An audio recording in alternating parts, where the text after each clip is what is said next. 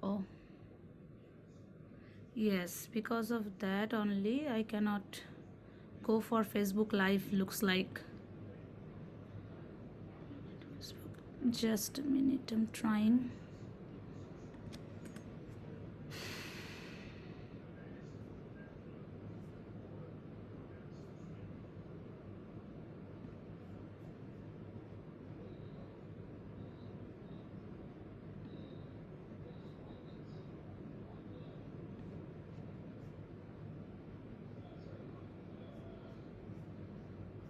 Perfect. So we are going on live now.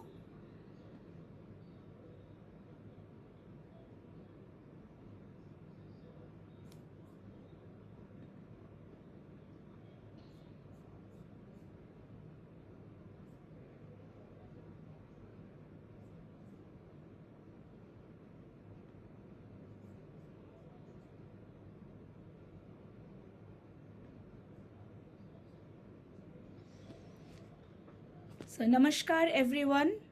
Welcome to this to the second phase of the program Awaken with Eternal Motherhood from the Organization of Self Wellness Awareness or SWA. With the name of mother comes the idea of Shakti or divine energy. It is the tradition of ancient India to pray to God as mother. And eventually, we know that not only God, but we visualize our country as mother too, where we belong from. This country has been graced several times with the incarnations of the Supreme Shakti, which is the power which leads us towards a perfect way of life. May we all be able to take refuge at the feet that Shakti and be guided towards the eternity. Let us unite today and discover not only about the mother, but their divine children, their disciples, by listening to our eminent speakers. Without further delay, I like to move on to introduce our Master of Ceremonies, Dr. Jayashish Bandyopadhyay. Dr. Jayashish is an initiated disciple of the Ramakrishna Mission. He had the opportunity to pay obeisance to Sri Sri Ma Anandamayi as a child on a few occasions in Ranchi and Dhanbad. He has been living in England for the last 20 years and is working as a consultant ophthalmic surgeon at the James Cook University Hospital, Middlesbrough. I will request Dr. Jayashish to take over. And before that, I also want to introduce our another MC for today, Ronita Haldar. She is a graphic designer by profession and Kathak practitioner by passion. She lives in India. She has been a part of SWA since its inception. An ardent follower of Sri Ramakrishna and Ma Sharoda, she has been a true helping hand to organize this online event to make it an insightful one. Thank you, Jayashish and Ronita, for helping me and making this event so nicely. Jayashish, you can start with your emceeing now. Thank you so much, Remanti. Thank you for all for joining this wonderful session, and pranam to Swamiji and for all the eminent speakers who are here today. Without further, we had a very good session yesterday, and we have a host of eminent speakers today, which includes Swami Nikhilesh Gorik, Dr. Shampadanand Mishra, Mr. Ranjan Mittal, Purnacharini, Brahmacharini Geeta Didi, Brahmacharini Gunita Didi, Dr. Brinda Paranjape, Swamiji Jyotirmayananda, and an ardent devotee of Sri Ma. Now we first start off with Goirik Dotto. He is a devotee of Ramakrishna Mutt. He is a member of the Vedanta Society of Toronto and Sanskrit chanting teacher of Vedanta Vidya Mandir. He strongly believes in the principles expounded by Sri Ramakrishna, Sri Sharada Devi, and Swamiji. He is an electrical engineer by profession and holds a master's degree from the University of Toronto and a bachelor's degree from the IIT Kharagpur, both in electrical engineering. So we will start off with Gorik Dotto, and we have, of course, a lot of eminent speakers thereafter. Thank you so much. Mr. Datta, you may start now. Namaskar, my reverential pranams to all the esteemed monks, nuns, and other panelists. Good evening and good morning to all present, depending on where you are. Today, I'm going to read a few excerpts from the letters of Swami Vivekananda, which shows his reverence towards the Holy Mother, Sri Sharada Devi, and also the motherhood of God. The first letter I'm going to read from is addressed to his brother disciple, Swami Shivanandaji Maharaj, or Mahapurush Maharaj, written in the year 1894 from United States. Swamiji writes in this letter, "As to money, I have determined first to build some place for mother, for women require it first. I can send nearly 7,000 rupees for a place for mother. If the place is first secured, then I do not care for anything else. I hope to be able to get 1,000 rupees a year from this country, even when I'm gone. That sum I will make over to the support of the women's place, and then it will grow. I have written to you already to secure a place." In this very same letter, Swamiji goes on to say, "You have not yet understood the wonderful significance of mother's life. None of you. But gradually you will know. Without Shakti, power, there is no regeneration for the world. Why is it that our country is the weakest and the most backward of all countries? Because Shakti is held in dishonor there. Mother has been born to revive that wonderful Shakti in India, and making her the nucleus, once more will Gargis and Maitris be born into the world. Dear brother, you understand little now, but by degrees you will come to know it all. Hence, it is her mutt that I want first. Without the grace of Shakti, nothing is to be accomplished. What do I find in America and Europe? The worship of Shakti, the worship of power. Yet they worship her ignorantly through sense gratification. Imagine then what lot of good they will achieve who will worship her with all purity in a sattvika spirit, looking upon her as their mother. I am coming to understand things clearer every day. My insight is opening out more and more.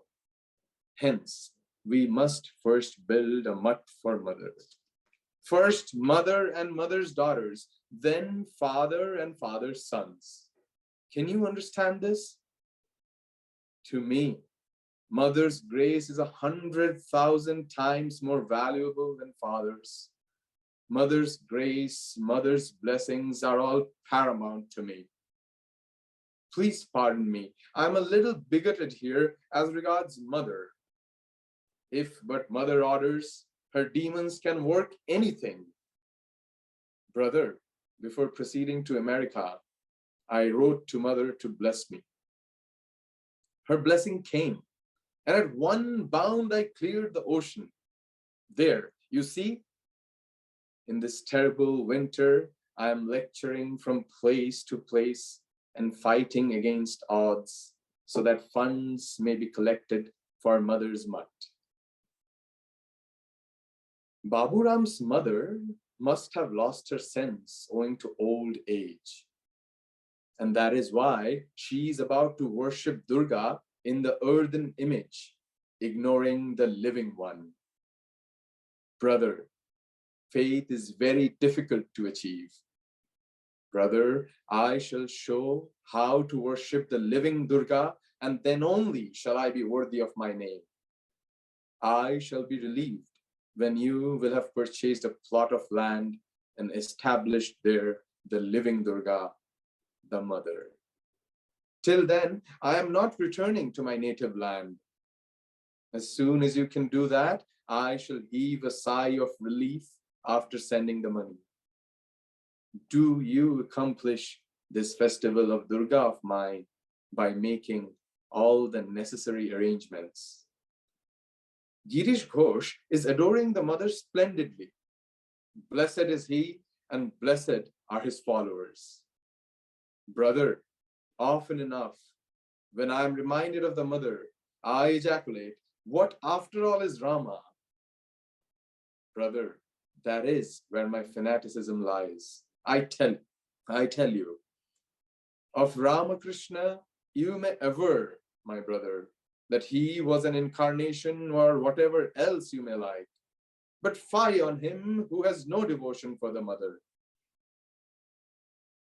Niranjan has a militant disposition, but he has great devotion for mother, and all his vagaries I can easily put up with. He is now doing the most marvelous work. Here we can see Swamiji's intense devotion towards the Holy Mother. It must also be noted that Swamiji was often critical of India's contemporary ills in front of Indians to inspire us to improve. However, in front of foreigners, he would fiercely defend India, just like a mother behaves for her child. In the next letter I'm going to read from, written to his another brother disciple, Swami Ramakrishnanandaji Maharaj, Shoshi Maharaj, in the year 1895 from United States, Swamiji extols the motherhood of God and the liberal nature of Sri Ramakrishna. Swamiji writes, whoever, man or woman, will worship Sri Ramakrishna, be he or she ever so low, will be then and there converted into the very highest.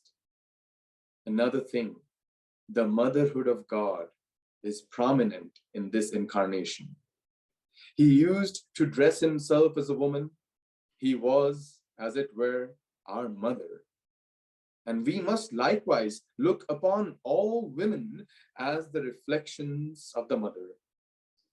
In India, there are two great evils: trampling on the women and grinding the poor through caste restrictions. He was the savior of women, savior of the masses, savior of all, high and low. And let Akshaya introduce his worship in every home, Brahmin or Chandala, man or woman. Everyone has the right to worship him. Whoever will worship him only with devotion shall be blessed forever. Here, Swamiji is referring to Sri Akshay Kumar Sen, a disciple of Sri Ramakrishna and the writer of Sri Ramakrishna Puthi, a voluminous book in Bengali. It can clearly be understood here that Swamiji attributed Sri Ramakrishna's wonderful Catholicity to the motherhood of God. May the Holy Mother give us strength and wisdom to manifest this motherhood of God in our lives. With this prayer, I end the reading. Thank you.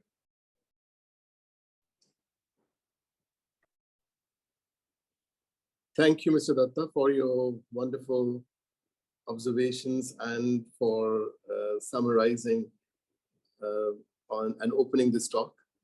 Our next speaker is Swamiji, Swami Nikhileshwarananda. Am I audible to everybody? Yes, absolutely perfect. Swami Nikhileshwaranandaji needs no introduction. He currently heads Sri Ramakrishna Ashram Rajkot, which is a branch center of Ramakrishna Mutt, Belur Mutt. He graduated in chemical engineering with honors in 1970 and postgraduate in industrial engineering in 1972. After working for a short period as a management consultant, he renounced the world and joined the Ramakrishna Order at its headquarters in Belur Mutt in 1976. He was then posted to Ranchi in Jharkhand from 1977 to 1986, where he guided the Rural and Tribal Development Project, Divyan Krishi Vigyan Kendra, which later received the award of the best KVK of the country. Later, for 11 years, he edited the Gujarati monthly Sri Ramakrishna Jyot, published from Sri Ramakrishna Ashram, Rajkot, from 89 to 2000. He has held very important position and was the head of Porbandar Center for 8 years, from 88 to 2005, and the head of the Vadodara Center till about 2017. He has led various social upliftment projects. Swami Nikheshwarananda currently heads Sri Ramakrishna Ashram Rajkot, which is a branch center of Ramakrishna Mutt, Perur Mutt. He is a graduate in chemical engineering period, and he's a brilliant speaker and tours extensively, preaching the universal message of Vedanta in industrial houses, management institutions, and various educational institutions. He has visited hundreds of educational institutes to preach the character building message of Swami Vivekananda, and has conducted training programs in many reputed companies. He has contributed a large number of articles on various topics in English, Hindi, and Gujarati journals, and his books are very popular. He has visited many countries to preach the universal message of Vedanta and has addressed many interfaith conferences and international conferences. Without much delay, we will welcome Swami Nikhileshwarananda Ji Maharaj. Thank you, Maharaj. We are so blessed to have you grace this platform. You may start the talk now. Thank you so much. My pranams to you, Maharaj.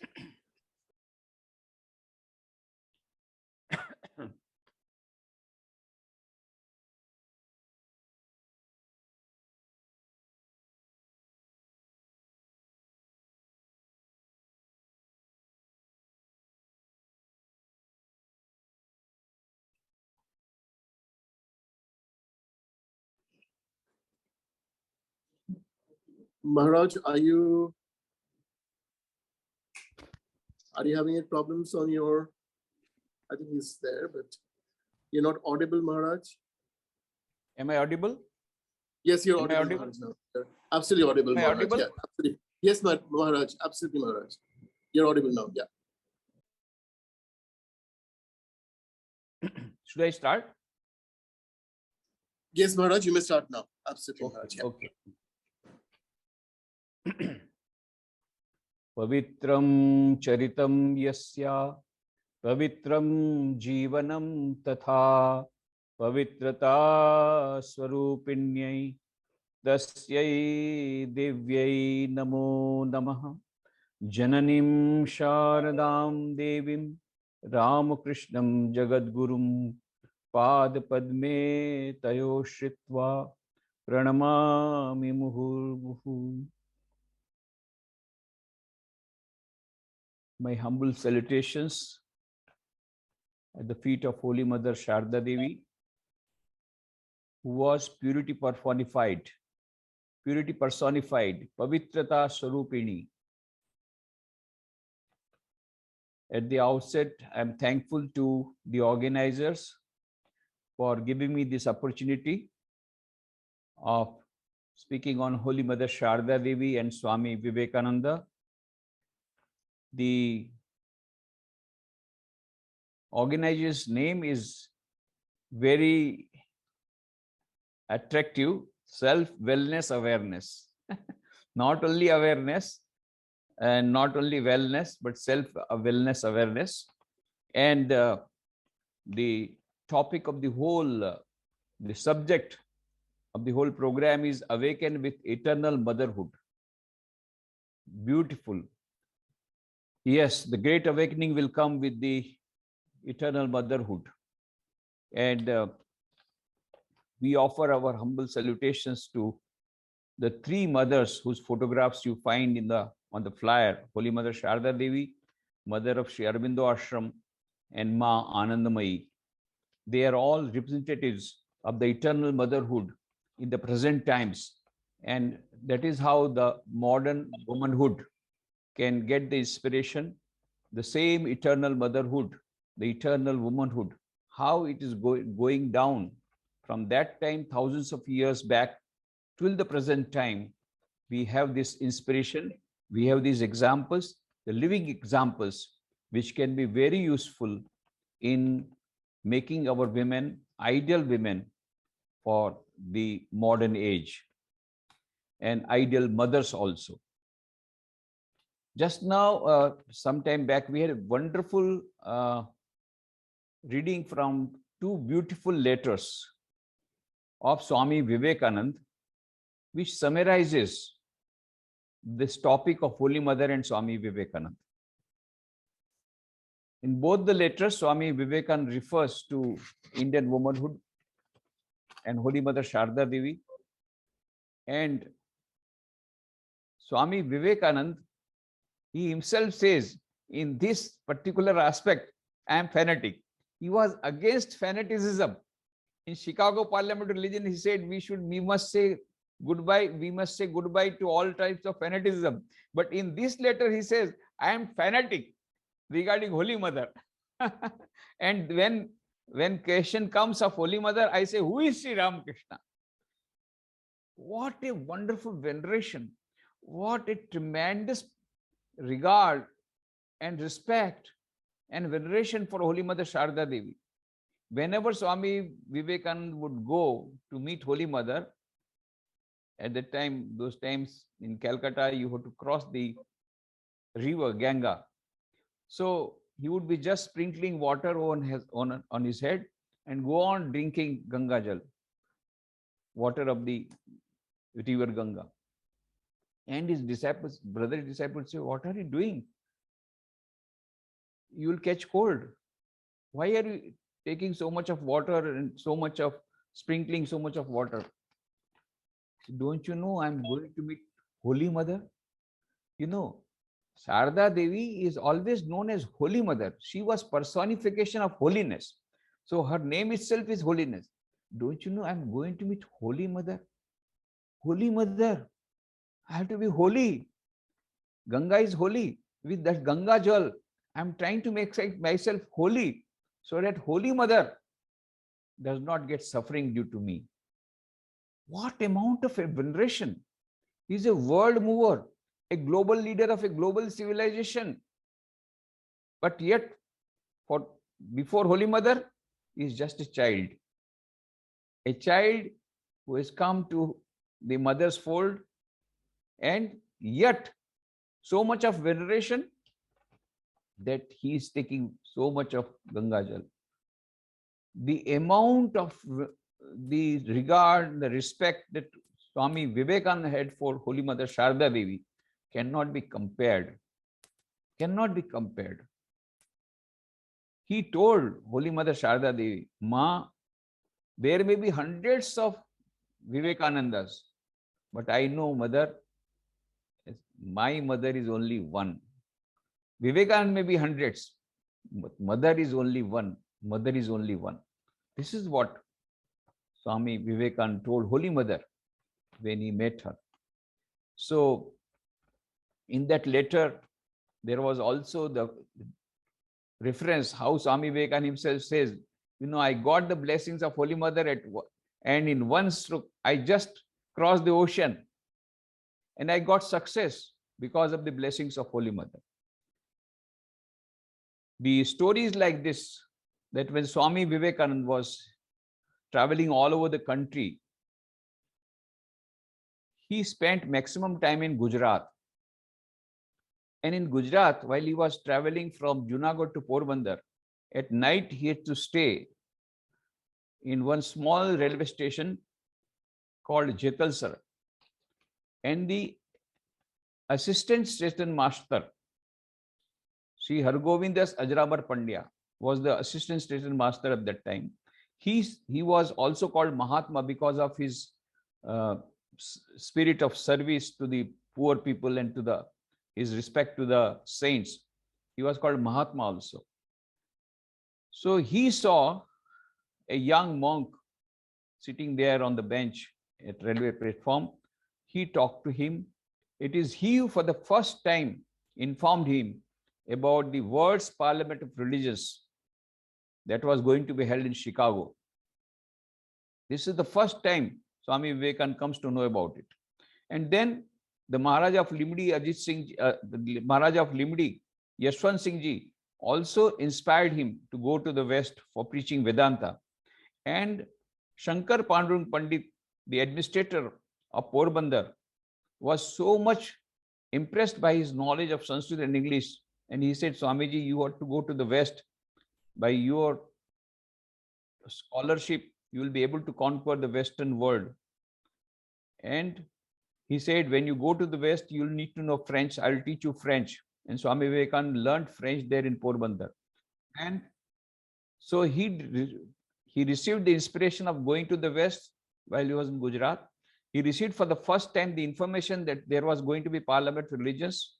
And then he went to Khandwa for the first time. He expressed his desire that if somebody can sponsor his journey, he may go to the Chicago.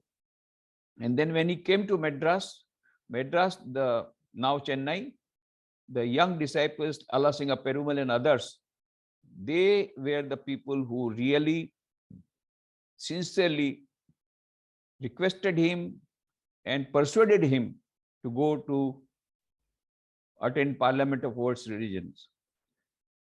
They collected some fund also, but Swamiji said, you distribute that fund, that sweets among the poor people.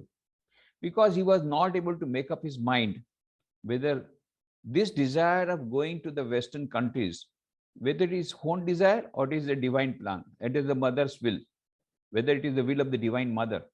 He was not able to say. So he was going on praying. And when he was in Madras, one day he had a vision. He was half awake when he had a vision that Sri Ramakrishna is going from the bank of the ocean towards the ocean and towards the waves of ocean, and telling him to come follow him, as it were, to cross the ocean and go to the West. So he got what he wanted. He got an inclination. He got an indication that yes, it was a divine plan. Sri Ramakrishna wanted that he should go to participate in the world's parliamentary religions. Yet he was not 100% sure. Finally, he wrote a letter to Holy Mother, Sharda Devi. And he knew Sharda Devi will not allow, because who would like any mother would not like her son to go to cross the ocean. That those times to cross the ocean means people would feel that the person may not come back also. That was the idea at that time. But Holy Mother Sharda Devi again had the same type of vision which Swami Vivekananda had. And then she wrote a letter giving her blessing for going to the West, going to America. And when the letter was received, Swamiji was in Madras, Chennai. He just danced with that letter on his head. And he was so happy. Oh, permission has come from Holy Mother. Permission has come from Holy Mother. And that was the final decision. For Swami Vivekananda, the decision of the Holy Mother was final, Supreme Court. Then he has not to ask anybody else. So then final decision was taken for going to the West. So he said everywhere, it is because I received the blessings from Holy Mother that I was so successful in my preaching work in America. And that is how I received so much of honor and so much of success in America. So he gave everything to Holy Mother. Then Swamiji returned in 1897. And then 29th April 1897, when he met Holy Mother at Bosepara Lane in Calcutta. That time, Holy Mother was so happy to see her son coming after a period of 5 years, maybe 7 years, because 1890, Swamiji had left in July for traveling all over the country. And now he was coming in 1897. So Holy Mother was very happy. And then Swamiji told her, same thing what he told in the letter. Mother, I did not clear the ocean this time with one jump. But this time I went to America in the ship built by them. Because see, one who was Rama, one was Krishna became Ramakrishna. One who was Sita, one was Radha became Sharda Devi. and one was Hanuman become Swami Vivekananda. So he said, this time I did not have to jump the ocean. I just went into their ship and went to America. So Swamiji ascribed, and he told that, Mother, it is because of your blessings that I could get so much success in America. And so many people are now following Sri Ramakrishna. In fact, he brought afterwards so many Miss MacLeod, Mrs. Oli Bull, Sister Nivedita, all of them, they later on met Holy Mother. 1898 March, there was there was a great disaster in Calcutta. There was plague, and so Swami Vivekananda himself started the relief work, and he declared nobody should go out of Calcutta. We will do relief, and we will do all whatever is possible for us. Do not go or run away. Then the brother disciples said, but you have declared that we will do massive relief, but no donation is coming. Swami said, what is there? We'll sell this plot of land that we have got. After 12 years of great efforts, a plot of land was purchased in Belur Math, which is now the headquarters of Ramakrishna Math and Mission. Just imagine. Swami Vivekananda says, what? We are monks. We will stay under a tree. We'll reside under a tree. If necessary, we'll sell this land. Now, the brother disciples were very much afraid. Now, they could not say anything to Swami Vivekananda because of his great personality. And he was Shiva Avatar. So when he is auspicious, then it's okay. When he gets angry, nobody can go near him.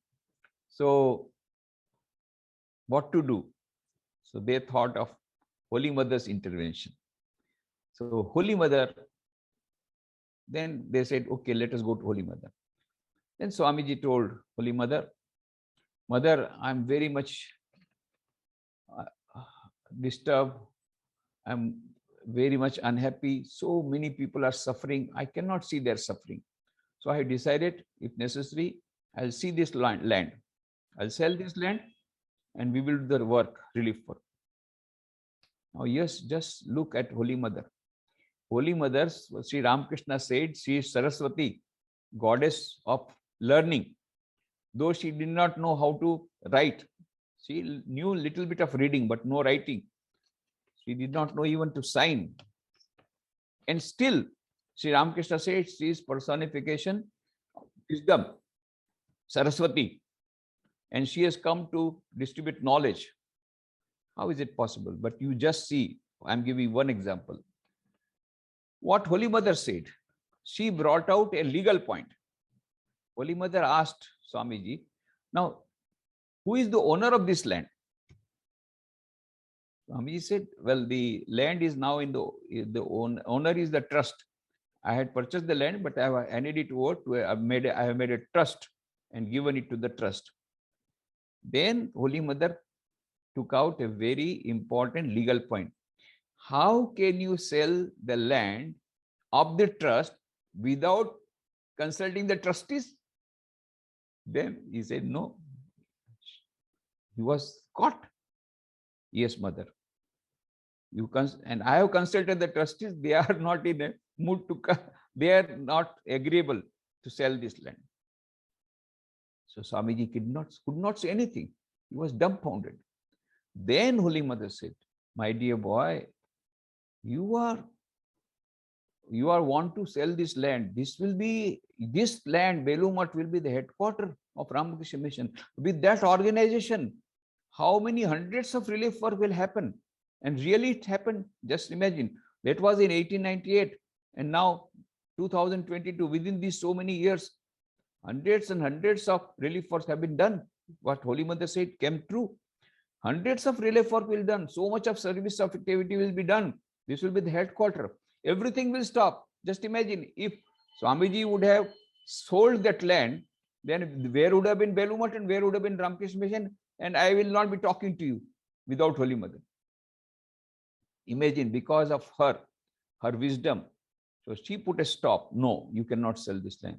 And then Holy Mother said, my dear son, you have been given training by Sri Ramakrishna. And you got that spiritual capacity. You can live under a tree. But you know, this mutt is not for 1 or 2 years. It is for hundreds of years. In future, my sons will come who will not be able to undergo so much of austerities. They will require food, rest, accommodation. You know, Holy Mother knew that monks like Swami Nikileshwaran will come, time to at proper time. Just now the bell has gone, this bell has for the dinner. So we have bells for dinner, bells for lunch, bells for breakfast. So everything we get. This is all because of Holy Mother. So Holy Mother said, my dear son, you can do austerities, but my future sons will not be able to do that much austerity. So this is how Belumat land was saved. Just look at the wisdom of Holy Mother and look at the respect that Swami Vivekananda had for Holy Mother, that her decision was final. It so happened in Belumat, one servant stole something. So immediately Swamiji said, get out. He was told to get out. Now this was a poor man, what to do? He had his family members. So went to Holy Mother. For everybody, Holy Mother is the solace, is the shelter. Holy Mother, and he wept and said, Holy Mother, where shall I go? My family members will starve. So Holy Mother, that day, Baburam Maharaj, Swami Premananji had come. Holy Mother told Premananji, Baburam Maharaj, you take him back. You see, you are all monks, you do not understand how much suffering is there in the world. He has already apologized for that mistake. So take him back, let him go. And Swamiji was so angry when he saw that Premananji Maharaj is bringing that cook back, that servant back. He was very angry on him. But as soon as Baburam Maharaj told, Mother has sent, Swamiji could not say anything and he became silent. So for Swamiji, Holy Mother's words were final. That was the wonderful relationship of Swamiji and Holy Mother. It so happened that Swamiji went to Kashmir, and there one Muslim fakir, he was so angry that his disciples were going to Swamiji and he did not like it. So he applied some charm, and that is why Swamiji had to suffer. So when he came back to Calcutta, when he met Holy Mother, he told Holy Mother, Mother, you are Sri Ramakrishna. We worship him. And your Sri Ramakrishna could not protect me. That Muslim fakir did so much and I had to suffer. And Sri Ramakrishna did not save me and did not come to my help. Holy Mother said, you see, my son, Sri Ramakrishna came to accept everything. So this psychic power also he has accepted. Whatever it is. Now I don't believe in the power of Sri Ramakrishna. Your Sri Ramakrishna is powerless. Holy Mother smiled and said, whatever you may say, but you cannot escape. Teasingly, Holy Mother told him, my son, how can you deny the master's power? Even the tip of your head, if your hair is held in his hand. So this is how Holy Mother replied to Swamiji. And Swamiji had to be pacified. Holy Mother is the last word. Once Swamiji sent Swami Vijnananji to go and salute Holy Mother. So he did just salute and came out. Said, did you salute Holy Mother? Yes. He said, no, this is not how you should salute. Swamiji again came. He prostrated. Whenever he used to go to Holy Mother, he would prostrate full length and never touched her feet. He said, no. Holy Mother's feet are so pure, I should not touch. And then Vijnananji had to prostrate full length. He taught Swami Vijnananji how to salute Holy Mother. Then one day Swamiji said, Mother, nowadays my mind is flying very high. All Vedantic thoughts are coming and everything is disappearing. And Holy Mother smiling said, let everybody disappear, but don't make me also disappear. Don't make me also vanish from your mind. Then Swamiji just told, how is it possible, mother? Without Guru, nothing is possible. So, what is the importance of that knowledge where Guru is forgotten? It can never happen, mother. You can never be vanished from my mind. This was the special relationship between Swami Vivekananda and Holy Mother. It's there. It's a very long story, but I have cut it short because of the limitation of time. But I am thankful to the organizers for giving me this opportunity of thinking on Holy Mother and Swami Vivekananda, the wonderful relationship between the two. One, a great teacher of the whole world, the global leader of a global civilization, and the Divine Mother Sharda Devi, so simple, Holy Mother, holiness personified. What a wonderful relationship. And Swami Vivekananda says, I am fanatic about Holy Mother. If somebody does not accept Holy Mother, I do not accept him. What a wonderful veneration and respect for Holy Mother. So, with our humble salutations to both Swami Vivekananda and Holy Mother, I would conclude my talk here. Om Shanti Shanti Shanti.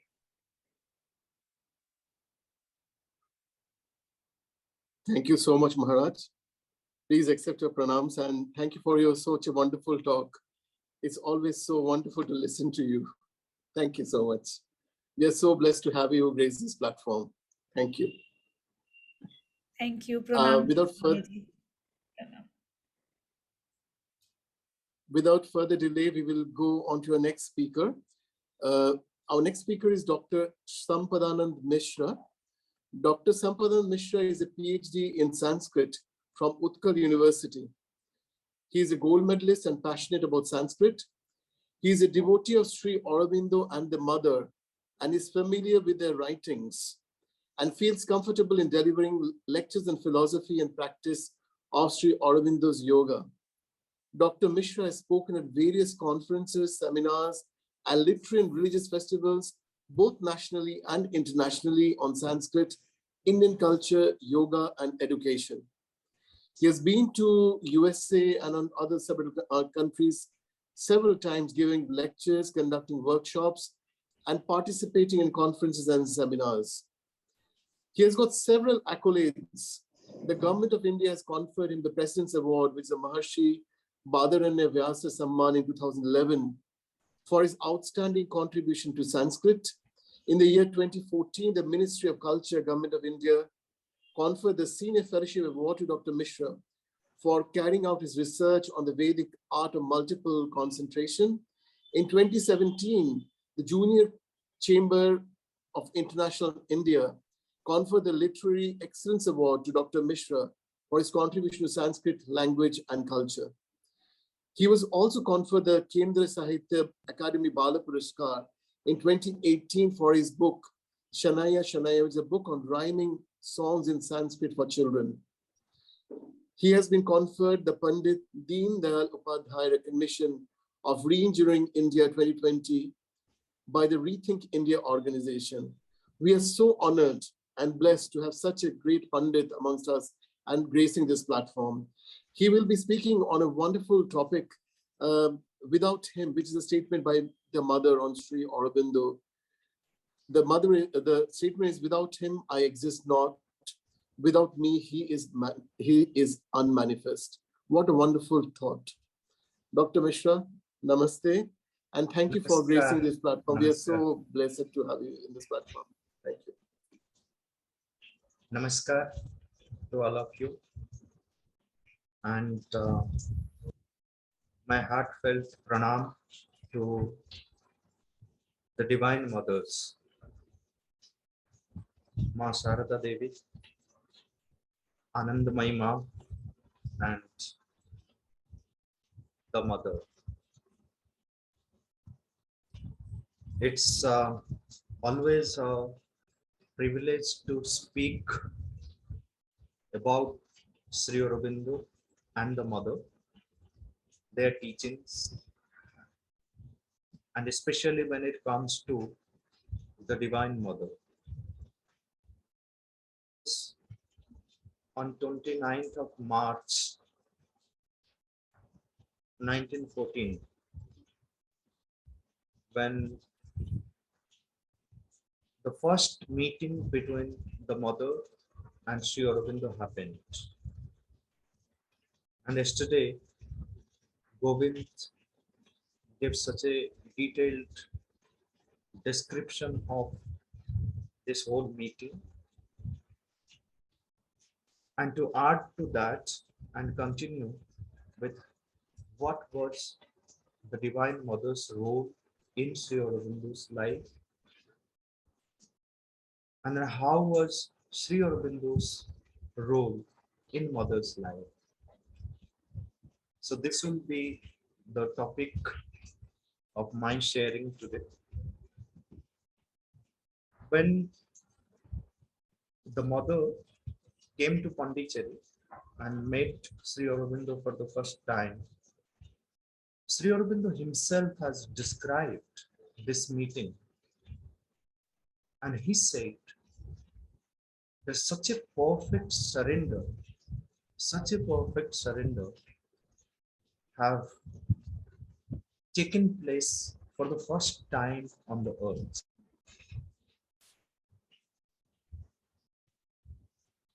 There's Nalinikanta Gupta who describes this, who records this, who says, I'm reading out a passage from Nalinikanta Gupta's writing.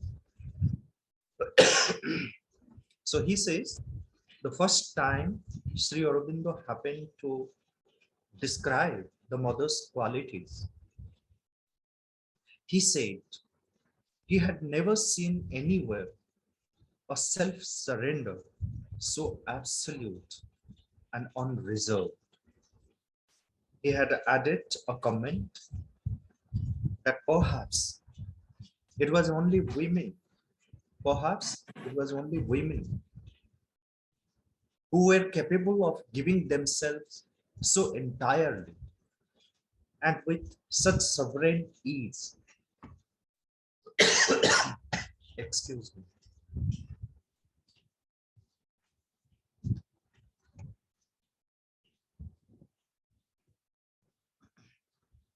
This implies a complete obliteration of the past, erasing with it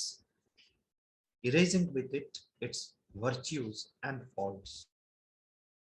The mother has referred to this in one of her prayers and meditations. When she came here, she gave herself to the Lord, Sri Aurobindo, with the candid simplicity of a child. After erasing from herself all her past, all her spiritual attainments, and the riches of her consciousness, like a newborn babe, she felt she possessed nothing. She was to learn everything right from the start, as if she had known or heard about nothing. And when we turn to Sri Aurobindo, speaking about the mother, initially when the mother came to Pondicherry, and the people who were around Sri Aurobindo,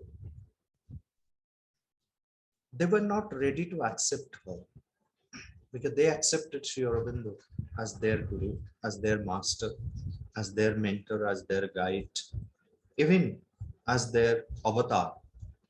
But there was hesitation in accepting the mother who came from France.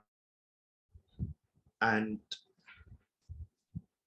it was during this time that Sri Aurobindo had to intervene and then speak about the mother and her realizations. There is a beautiful book called The Mother. It's a very small book. And everyone venturing into the world of spirituality, the Adhyatma Sadhana, must read this book. This is a manual of sadhana, where not only Sri Aurobindo describes who the mother was or is, but also what he has worked out in a very simple way what should be our sadhana in life in order to realize the supreme truth. It is in that small book, Sri Aurobindo has described the mother as the manifestation of the four great powers: Maheshwari, Mahakali, Mahalakshmi, and Mahasaraswati. Maheshwari, he says, that is the power of wisdom. Mahakali, the power of strength. Mahalakshmi, the power of love and harmony. Mahasaraswati, the power of meticulousness and the power of perfection. Though there are various aspects of the Divine Mother, but these are the four powers. And again, he links these as the four powers of the human consciousness. These are the four powers which are there in every human being. And then he links it in the record of yoga and in various other places in the essays on the Gita, in the synthesis of yoga, when he writes about the Varnashrama Vyavastha. So he says that these are the four prominent powers in the human consciousness, based on which the different personalities, different temperaments of human being they're described. So it is the power of wisdom which belongs to the Brahmana. It is the power of strength which belongs to the Kshatriya. It is the power of love and harmony which belongs to the Vaishya. And it is the power of meticulousness, which is the Shakti of Shudra. So the Divine Mother, in the form of Maheshwari, Mahakali, Mahalakshmi, and Mahasaraswati, is always present in every human being, in the human consciousness, working out the perfection of human consciousness, working out the evolution of human consciousness, expansion of human consciousness, for which the whole Adhyatma sadhana is available to every human being to reach to, attain to that state of perfection where one realizes all these four powers simultaneously. So, in order to understand oneself, in order to have that Atma Jnana, in order to have that Brahma Vidya, these four powers, these four powers of the Divine Mother, they have to manifest integrally, totally.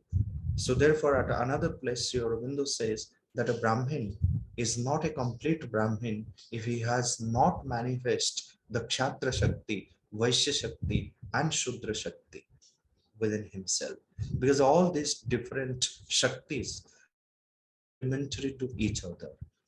So the same way he says, so it is not just the worship of Maheshwari, worship of Mahakali, worship of Mahasaraswati or Mahalakshmi, all the four powers have to manifest in every human being, in the human consciousness, so then one can develop the integral personality. So that was the view of Sri Aurobindo when we read the book, The Mother, and then link it with various other writings that he has presented in the essays on the Gita, record of yoga, synthesis of yoga, and few other places, and even in his Savitri and Life Divine. So someone asked Sri Aurobindo, do you refer to the mother, our mother, in your book? Because this is again a doubt that people may be asking this question, though the title of the book is The Mother. Is it the Divine Mother? Who is this mother? Then this was a question which was asked to Sri Aurobindo. Do you refer to this mother who is present here in the ashram in your book as the Divine Mother? So the power of these two vaster ways of her existence, the transcendent and the universal power. So Sri Aurobindo's simple answer was yes. Then there was a question where it was asked to Sri Aurobindo Has she not descended here amongst us into the darkness and falsehood and error and death in her deep and great love for us? Is it not this divine mother who has manifested here to liberate us from all the forces, the clutches of the darkness and falsehood and the asuras? So Sri Aurobindo's again simple answer and direct answer was yes. Then there was question that there are many who hold the view that she was human, but now embodies the Divine Mother, and her prayers, they say, explain this view. But to my mental conception, to my psychic feeling, she is the Divine Mother who has consented to put on behalf the cloak of obscurity and suffering and ignorance so that she can effectively lead us, the human beings, to knowledge and to bliss, to Ananda and to Him.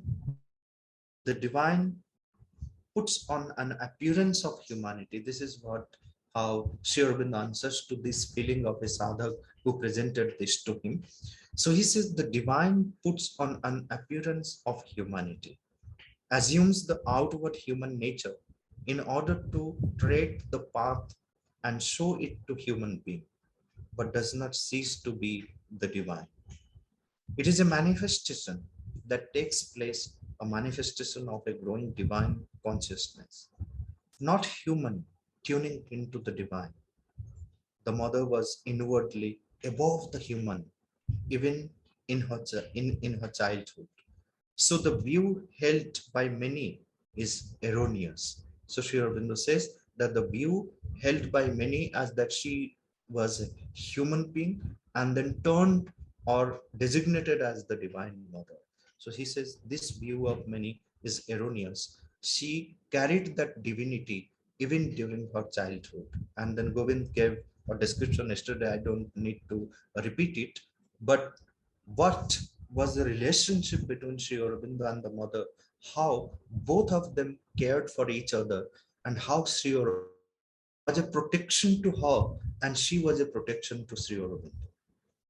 And at one place, the mother says, and this is what uh, I would like to highlight, that she said, "Without him, I exist not, and without me, he is unmanifest."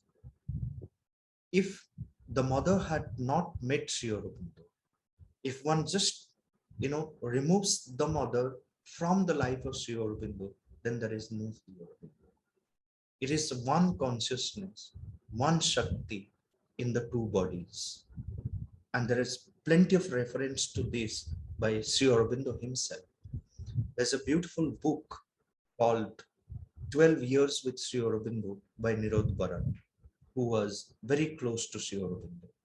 Again, if anyone is interested going through the lives of Sri Aurobindo and the mother, I would suggest, instead of jumping into any other biographies of Sri Aurobindo or the mother, this little book, 12 Years with Sri Aurobindo by Nirod Baran, written in a very simple language and in the form of stories, and you read it, and then there is a whole chapter on the mother where he describes what was between Sri Aurobindo and the mother, how both of them they cared for each other, and why the divine mother mattered in Sri Aurobindo's life, and what was the importance that was given to the mother in Sri Aurobindo's life.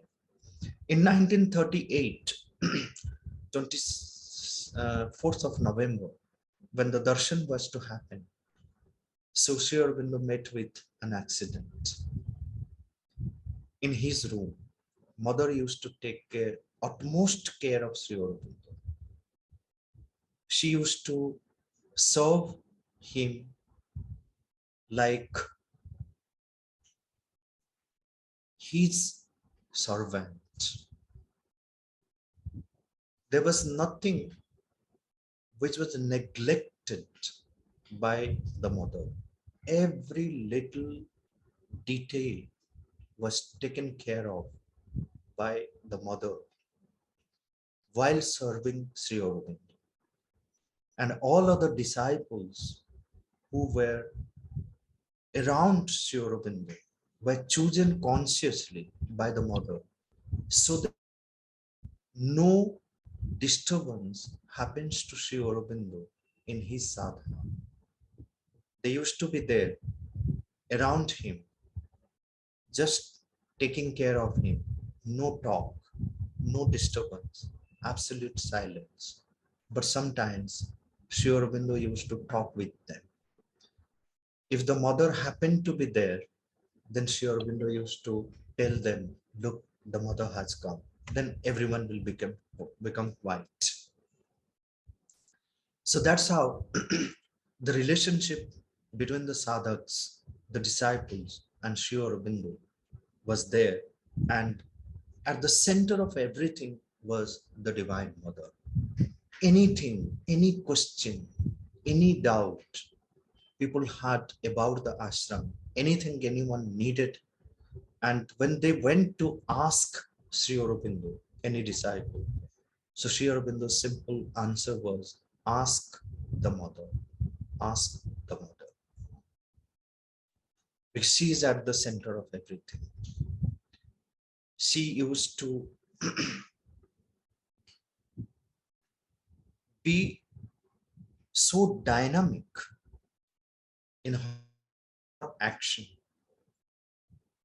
Out of 24 hours, she used to take rest only 2 hours. 22 hours of full dynamic action. All those who lived during the mother's time. Sometimes there are videos available of that time that the sadhaks couldn't walk with her. Everyone had to run with her. She was an accomplished musician.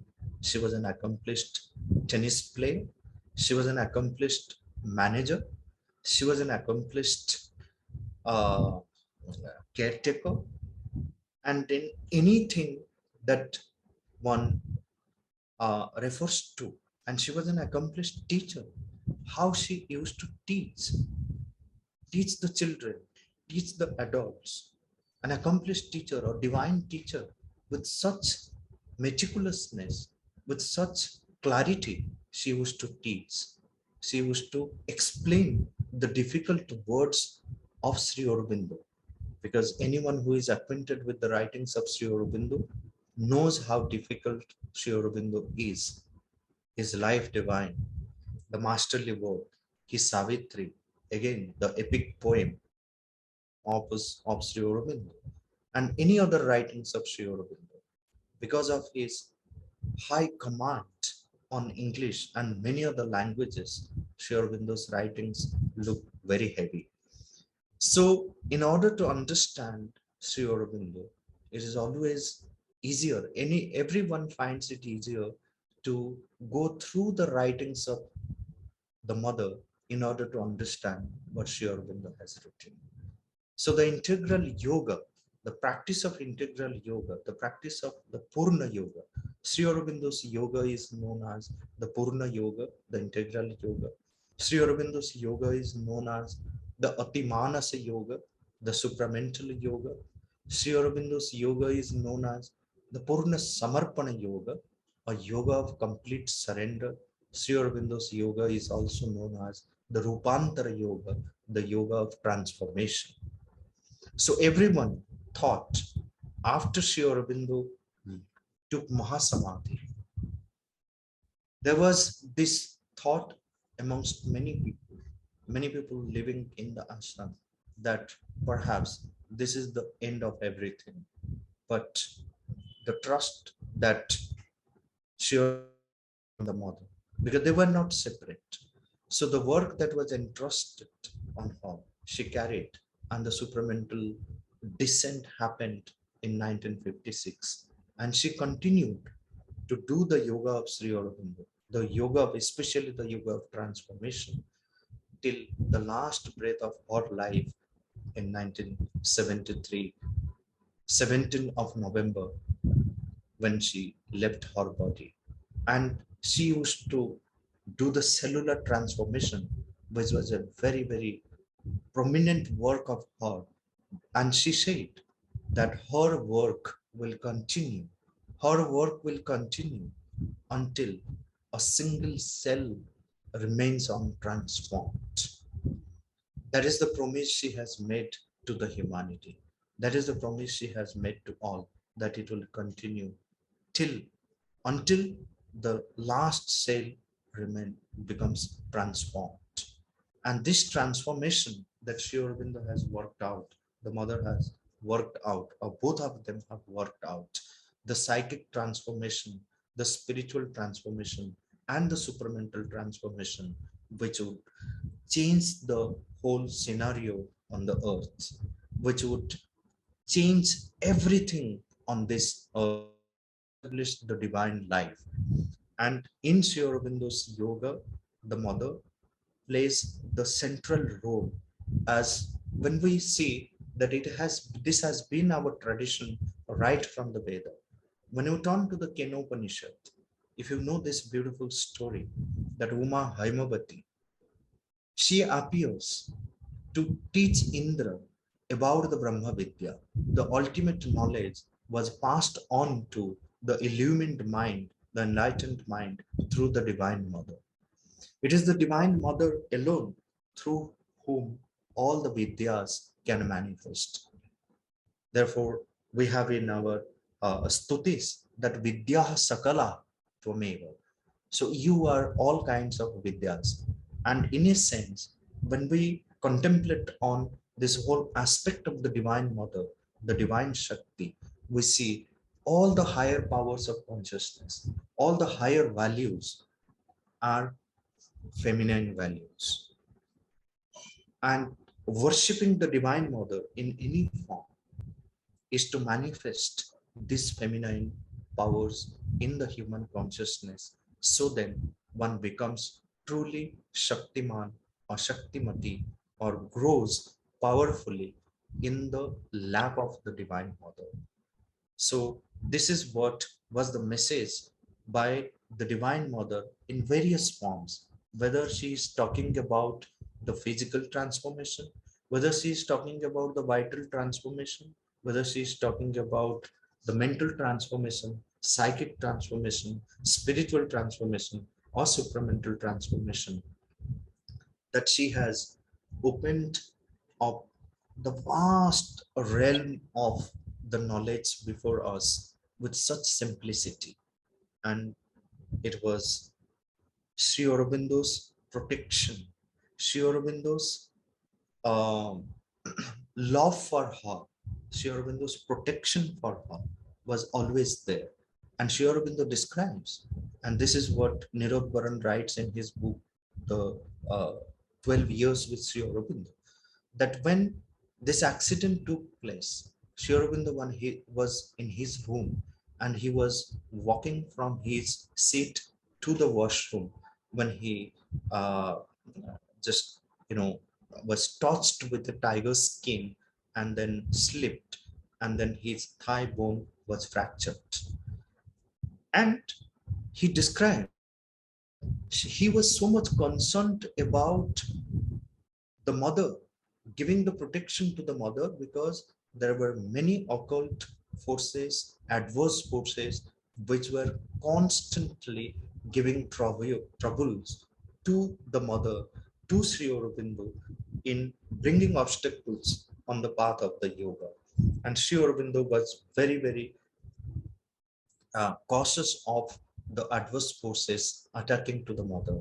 So he says that he was so much concerned about the mother, and his whole concentration was on the mother, that he forgot what was happening with him, where the occult adverse forces attacked him. And then when he fell down, the mother was in deep sleep, but immediately she could feel that something wrong had happened with Sri Aurobindo. And when she came, she found Sri Aurobindo lying on the floor. So you can see that Nirod Baran writes very beautifully in that book, that if There is a complete surrender which has happened on the earth between two people. So this is to be found. Sri Aurobindo had completely surrendered to the mother, and the mother had completely surrendered to Sri Aurobindo. The surrender becomes complete when it is reciprocal. And the same thing that we find that how Radharani had surrendered to Krishna. It is not just Radharani, but how Sri Krishna had surrendered completely to Radharani when Jayadev writes in his Gita Govinda, Dehi Padapallava Mudaram. So how difficult it was for Jayadev to write this line, but ultimately Krishna comes and then writes it for Jayadev in the manuscript in his own hand. This is how this line is considered to be the mantra, because Sri Krishna says that without my surrender to Radha, how the surrender will become complete. This is what we see in our tradition, whether it is Sharadama, Anandamayi or the mother here in the ashram. So we see that if Sharadama had completely surrendered to Sri Ramakrishna, the same complete surrender was there for Ramakrishna to Sharadama. And they were like, childlike. They had to listen whatever the Divine Mother said, whatever was given to sit here. That was the relationship. And this beautiful relationship between the master and the mother, in all the cases, this shows that Parvati Parameshwara, that they are Bhagartha Vivasam Pruttu, that they are so inseparably related with each other, that they are that Ardhanarishwara, that one single consciousness in two bodies, the feminine and the masculine, the Prakriti and the Purusha, the Krishna and the Radha, Shiva and Parvati, Rama and Sita, Vishnu and Lakshmi. They're inseparable, and it is this reciprocal powers which work out the sadhana for the humanity and has helped the entire humanity, is helping, will be helping the entire humanity in the growth and evolution of the human consciousness. So with these words, I end my sharing. If there are any questions or anything that I would like to answer, I request the organizers to take it forward, and then my heartfelt thanks to the organizers and especially Haimanti for giving me this opportunity to be a part Thank of you, this Dr. Mishra. program. Namaskar. Namaste, Dr. Mishra. Thank you so much for your enlightening talk. That was really, really so enlightening for all of us. And Haimanti has already shared about the book link which you mentioned, about 12 years with Sri Aurobindo by Nirod Baran. So as you suggested, that's a very good book to start off with. Those who want to know much about Aurobindo philosophy and to know about mother's life. What a beautiful talk, and summarizing about without him I exist not, and without me he's unmanifest. That's a wonderful thought. We are running a bit behind the schedule, so if there are any questions, if you can please write in the chat box. I hope I didn't take much time. Not at all. No, not at all, Not. Dr. Mishra. It's just Not. we have delight from our side. So if they can write to the chat box, maybe Haimanti ji will forward it to you. Yes. And maybe you can answer. And she has a full-fledged Facebook page and a website where these questions can be answered. That will be very useful for generations to come. Thank you so much. Namaste. Yes, Thank you. We have been we really, will, really. request also, if you really can send some questions that will be good for our future. So you can just write down on the chat box. Absolutely. Thank you so much. Namaste, Dr. Mishra. We are so grateful to have such a great Pandit to grace this platform. Thank you so much. Our next speaker we have today is Mr. Ranjan Mittal. He comes from an illustrious family, and he's a principal of the Future Foundation School in South Kolkata. Concurrently, he's a president of Sri Aurobindo Institute of Culture, Kolkata, and president of Alliance Francaise du Bengal. Mr. Mittal teaches at the Indian Institute of Management, Calcutta since 2000, where he has developed curriculum on business ethics and entrepreneurship in NGOs. Mr. Mittal is on the governing body of the Institute of Business Management run by the National Council of Education at the Jadavpur University. In November 2014, Mr. Mittal was given the Devang Mehta Award for the Best Indian Professor for Corporate Social Responsibility. He's also closely associated with the Fair Trade Movement and is president of Sasha EDF, is a fair trade NGO in Eastern India. He has spoken at World Social Forum in Mumbai and offered the keynote address at the International Federation of Alternative Trade Asia Conference at Hanoi in 2014. He has several accolades and can go on. We are so grateful to you, sir, to grace this platform. This is a recorded video which Mr. Mittal has kindly sent us. So the audio may not be very good if you don't use a headphone. So I would request you to use a headphone if you have any problems with the sound quality. Thank you so much.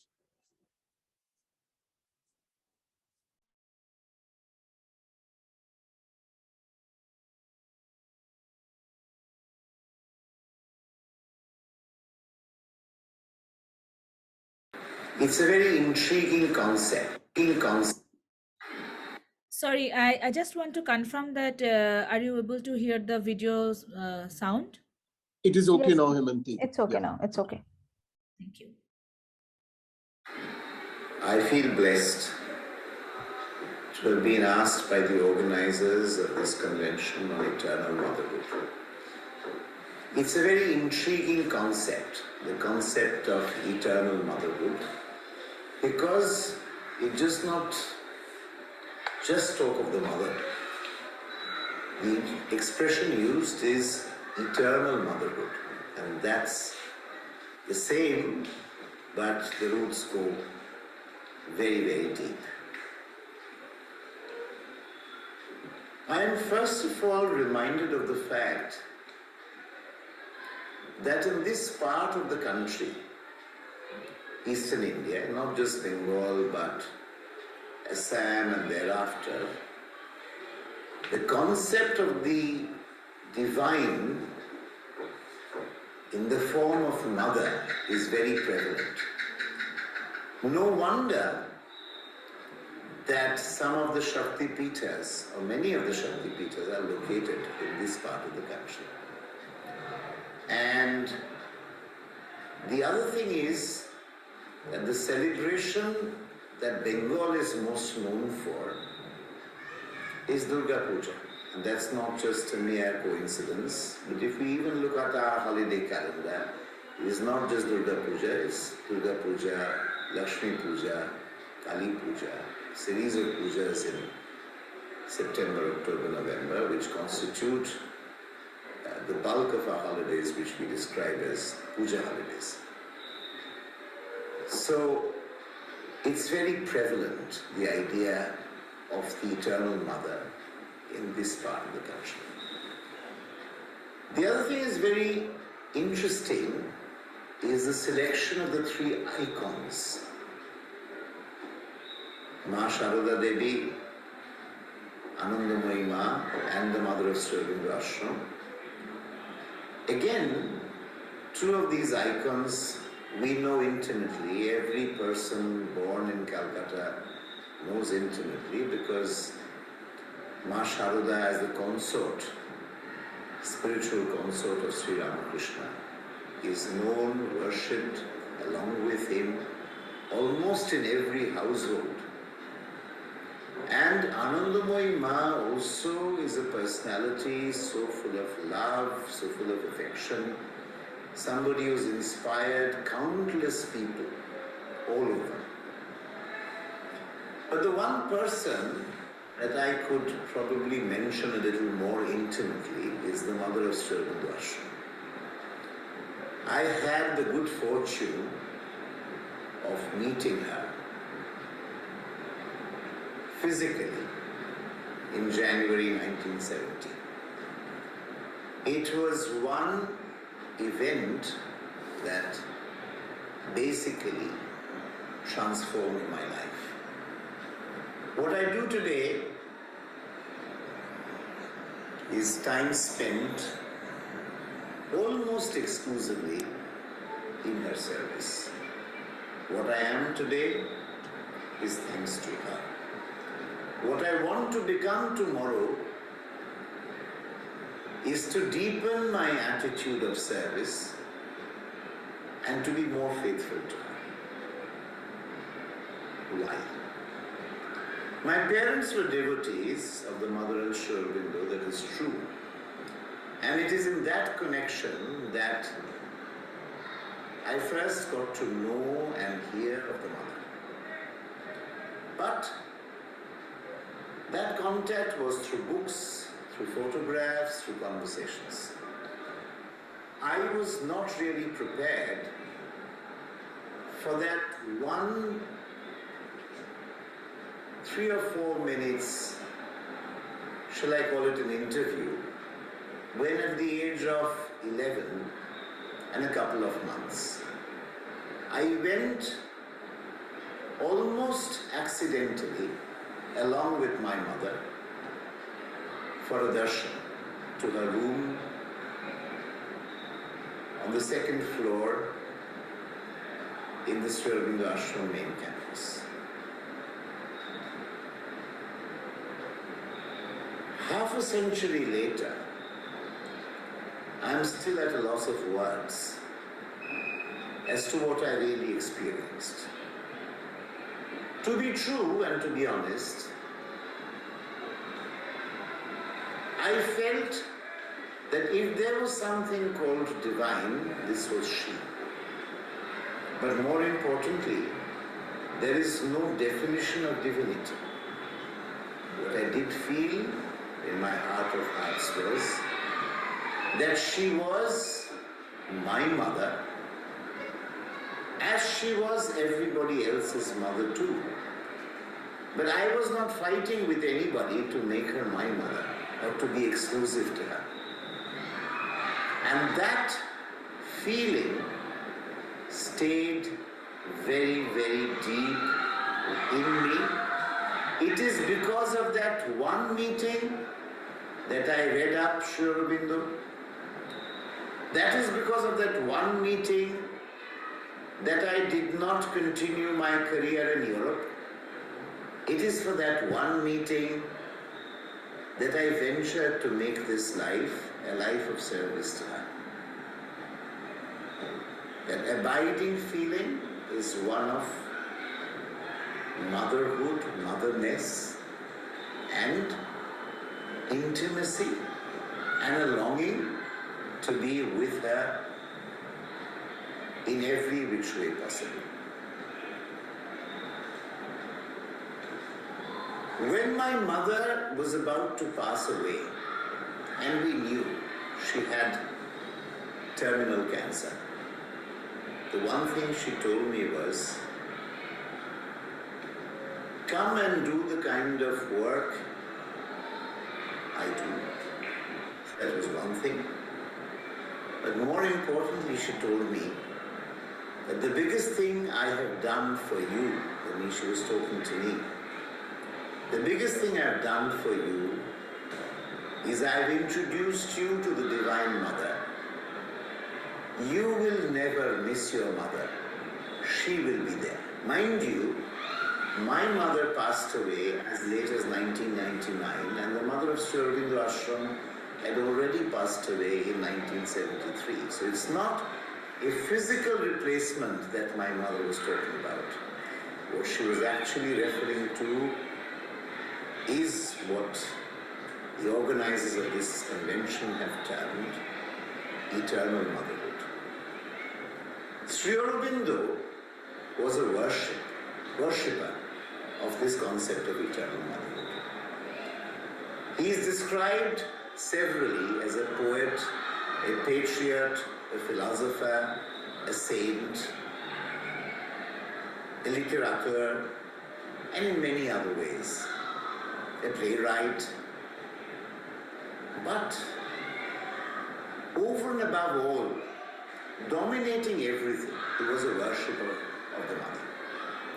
when he was writing a letter to his wife.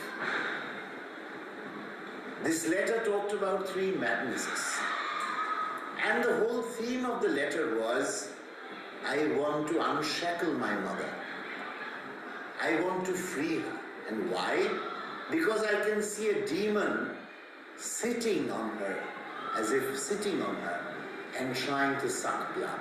That was the imagery he put forward in that letter to Nandini Devi. That was the essence of his clarion call for independence of his motherland. He described it as such, like a son, and he's watching helplessly while a demon is sucking blood from his mother. Among the people who anointed, if you will, Bankim Chandra as a rishi, Sri Aurobindo was probably the foremost. And the reason that he gave, or the reason that everybody gave, was one poem, one song, which has become our national song, Vande Mataram. Yes, India is the mother. In 1909, Sri Aurobindo wrote Durga Stotra in Bengali and Hymn to Durga in English. Again, the worship of the mother. And he talked about never allowing Visarjan, or when we give up the mother and wait for her 1 year later. As he proceeded to Pondicherry, and as he serialized between 1915 to 1920 majorly, and to some extent, much lesser extent thereafter, the journal called Arya, he wrote his famous works, The Life Divine, Synthesis of Yoga, Foundations of Indian Culture, etc., etc., etc. The list is long. And Savitri continued to the end. The simplest book, one of the smallest books that Sri Aurobindo ever wrote, was The Mother. And the crowning piece there is the fact, which he enunciates, that it is only the mother's power and force and the mother's descent that can make possible the connection between humanity and the supermind. In his poem, The God's Labor, he suggests as much. I have left my dreams in their argent air for an arrayment of gold and blue.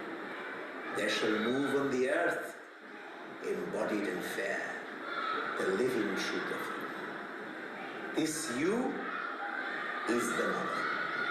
When he was asked, the mother that we see every day in the ashram and the mother that you mention in your book, The Mother, are they the same? His monosyllabic answer was yes. So that is the longest work known, Sri Aurobindo is known most for, is English epic Savitri spanning 25,000 lines. And in those lines, he describes Savitri as a legend, a symbol. And that symbol is one of eternal motherhood. A mother who actually takes the universe in her arms and moves along with it back to its creator, who unites creation and the creator. It is whose birth that makes possible that earth shall one day be divine. Thank you very much for giving me the opportunity of speaking to you, of addressing you today. Thank you once again.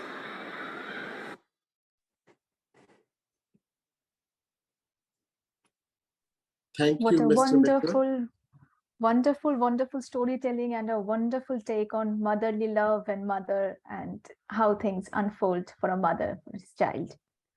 So we are actually blessed to have Mr. Mittal with us today for his precious time and for his cooperation. our next guest is Brahmacharini Dr. Geeta Didi. Sorry, I- Ronnie, I'm just Yes. sorry for stopping you. Yeah. I've made the schedule a little bit change. So Okay. maybe you missed it. We will like to continue with Jayashish Bandyopadhyay. And Sure. Sure. now we will like to welcome Dr. Binda Paranjape. Sure. Sure. Absolutely. No problem. Thank you. Thank you. Thank you, Mr. Mitter, for your wonderful talk and for enlightening talk on the mother. Yesterday, we had comments about that Gargi and Maitris will be born into this land as prophesied by Swamiji. And we are so blessed to have no less a Gargi and Maitri like Dr. Brinda Paranjape, who is a professor in ancient Indian history at Benares Hindu University, Varanasi, India. She's a Fulbright Nehru Scholar in the year 2014 at George Mason University, USA, and has been teaching at the graduate and postgraduate levels for 34 years, teaching the students from the USA at Varanasi in various study abroad programs. She has attended the international conference at Queen's University, Canada, University of Potsdam, Germany, attended summer school on gender and peace building in post-genocide scenario at Kigali, Rwanda. She has been guiding scholars of PhD program at the BHU and has published works in subjects related to ancient Indian linguistics, literary and religious traditions, art and aesthetics, the notion of time in the Buddhist and Brahminical traditions, art and gender-related issues, and has been involved in the activities of support to the differently abled persons. We welcome you, Dr. Paranjape, for this platform, and thank you so much. Namaste. And thank you for gracing this platform. Can I just mention one thing, Dr. Paranjape? Sorry for stopping you. Just to mention that, a few of us, you have commented about the audio quality. Ronita has worked and Haimanti has worked tirelessly to improve the quality of the recorded messages, but there has been some noise. They have tried to reduce noise reduction. They will be uploading this on the YouTube, but using the noise reduction interferes with a lot of the talk, so they have tried effortlessly. Sorry, Dr. Paranjape, you can continue now. Namaste. Sorry for the interruption. Sorry.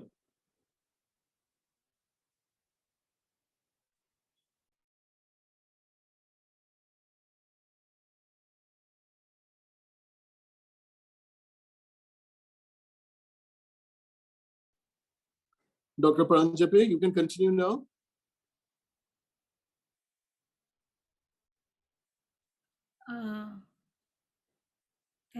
Can you see? I can't see Dr. Paranjape.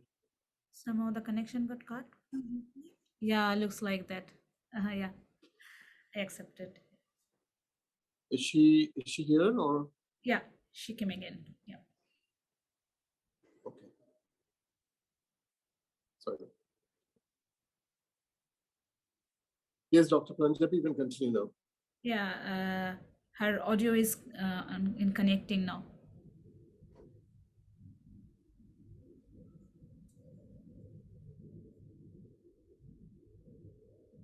Thank you, Bindaji, for joining us. We can't hear you. We can't hear you. You are not muted, but can we start now? Thank you. yes, now you are. Thank you very much, Joyma, Yeah. and really my heartfelt thanks to organizers of this program and Hemanti ji in particular, and also Ram Alexander ji, who introduced me to this program. So with these words, I would like to begin saying about relationship, the guru and disciple relationship between Atmananda ji and Mata Anandamayi. There's a beautiful Kali bhajan, and the first line is Ma tumi ke keu jane na.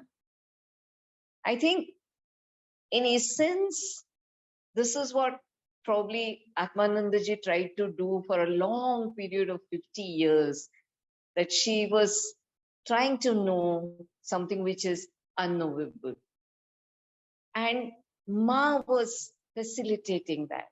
She was constantly guiding, she was constantly taking her to higher and higher levels of consciousness and making her realize that how, with one's effort, one reaches up to the level of bliss, the spiritual bliss, Atmananda. How blissful it was on part of Mata Anandamayi to give this name to Atmanandaji. She's a person, or she was a person from Vienna, Jew by origin. Her name was Blanca and born in the first decade of 20th century.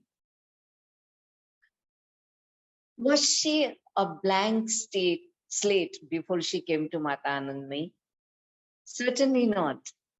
She was a person very well read, very well trained in different European languages, and also completely dedicated to theosophy. In fact, her first visit to India was also for a congregation of the Theosophists. Subsequently, after almost 10 years, she came to India and then lived here forever. She came to India, she came to Varanasi to work in a school that was founded by J. Krishnamurti. J. Krishnamurti, of course, initially a theosophist, but gradually he changed his ways and he was a person of a great spiritual might. So Atmanandaji was already under the influence of theosophy, had given a lot of service to theosophy and working with the people who were experimenting with the principles of universal compassion, creating the new world order. So when Atmanandaji was introduced to Mata Anandamayi, she was full of thoughts different from what Mata Anandamayi had to give her. Atmanandaji has done a great job for entire humanity by recording her experiences into spiritual journey by way of her diaries. Towards the end of her life, she selected few translations that she had made in English of dialogues that Mata Anandamayi had with different people in private interviews, in public meetings, and collected it into form of a book. The title of the book is so interesting. As the flower sheds its fragrance. So what is interesting here is that in this collection, Atmanandaji is giving us what others have spoken with Mata Anandamayi and how Mata Anandamayi has responded to them.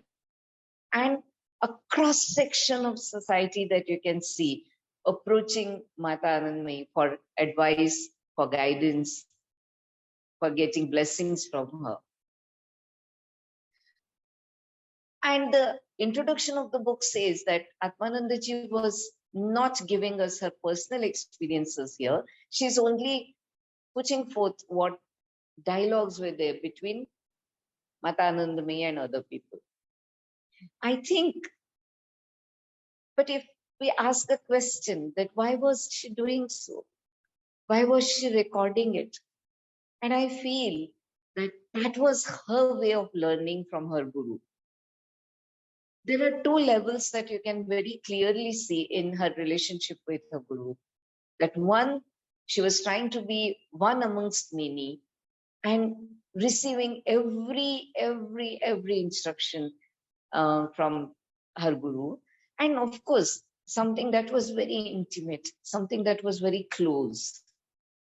So Constantly, these two levels were working in the minds of Atmanandaji, and Ma was guiding her into that. There is a beautiful episode that Anandamayi Ma and between Anandamayi Ma and Atmanandaji that Atmanandaji has written in her diary. And on YouTube, there is a beautiful video available, just a 2-minute video. And I would request Shubham to upload it so that everybody would be able to see that. I think most of her followers must have seen it. This is regarding once Mata Anandamayi was appreciating the beauty of bougainvillea in saffron color. And she expressed it in front of in front of Atmanandaji. So Atmanandaji said that in my country, in winters, all the leaves turn saffron. In fact, saffron is not probably the right word. The Indian word for that is gerua. Now, gerua is more like earth color. It's more close to earth. It's more close to nature. So, Ma asked her, your country? Where were you before? And that dialogue is so intense. And gradually, Ma brings Atmanandaji to the point that anger is one of the biggest obstacles in your way of achieving the spiritual bliss. Now, why was she doing it? And thank you to Hemanti ji that she suggested me some points on which I can discuss this relationship. So one of the points that Hemanti ji has suggested is that what was her experience as a Westerner, as a European in an ashram of an Indian guru. Now, Banaras of mid-20s was still very orthodox, and many of the followers of Mata Anandamayi would not appreciate a non-Hindu, a European, into their premises. So very often the treatment that Atmanandaji would receive from the other inmates of the ashram was, to her mind at that point of time, very humiliating. And she used to get annoyed, she used to get angry. And how beautifully, with just a simple example of saffron colored leaves of bougainvillea, Ma brought Atmanandaji to realize what is her obstacle. And then she told Atmanandaji that keep these leaves with you. When Ram Alexander ji compiled the diary pages of Mata Atmanandaji into a form of a book, Death Must Die, he writes that when he compiled those diaries, he found those bougainvillea leaves in Atmanandaji's diaries. Now that made me think, what exactly is this collection of moments with Ma that Atmanandaji must have preserved? And I think that this talks about the incremental process of getting more and more grace of your Guru, removing the obstacles into your way of spiritual achievement, coming closer to Guru. So it is not simply something that is kept as a souvenir. I think it is that blessing itself. It is that guidance itself that Atmanandaji was preserving. And I'm sure she must be revisiting it. She must be thinking about it, pondering over it, going to deeper and deeper levels of understanding it. And this talks a lot about their relationship as Guru and disciple. Another instance which I think I must quote, and which is so important for today's world, and of course to understand this, how Guru guides a disciple in coming almost to the closest level of proximity to the other elements, the natural elements which are around us. Atmanandaji writes that Ma one day told her that take care of trees, learn from them. I think today when the world is talking so much about problems which come because of the environmental degradation and ecological imbalances, just think how beautifully Ma transmitted this idea of oneness of all the elements of nature to her disciple. Atmanandaji has described that once Mata Anandamayi was traveling to some destination, but she asked the driver to, they were in a car, and she asked the driver to take a diversion to a place which actually was not scheduled for her visit. She goes there and worships 2 trees, offers garlands to them, and then whatever fruits she had with her, she distributes it to the local villagers as prasad. What was she doing? How she was giving this idea of being one with nature. I think it's very difficult to talk only about the disciple, because the guru is such a huge magnet that keeps attracting you towards her. So my point in saying about this relationship is that Atmanandaji has made all that available to us. It is almost like my a speaker who spoke before me, Professor Mishra, he reminded us of Radha. I think it is not just Radha, but we have a tradition where, may it be Kabir, may it be Raidas, may it be Tukaram, Gyaneshwar, there is a tradition of worshipping them, taking their blessings. Why?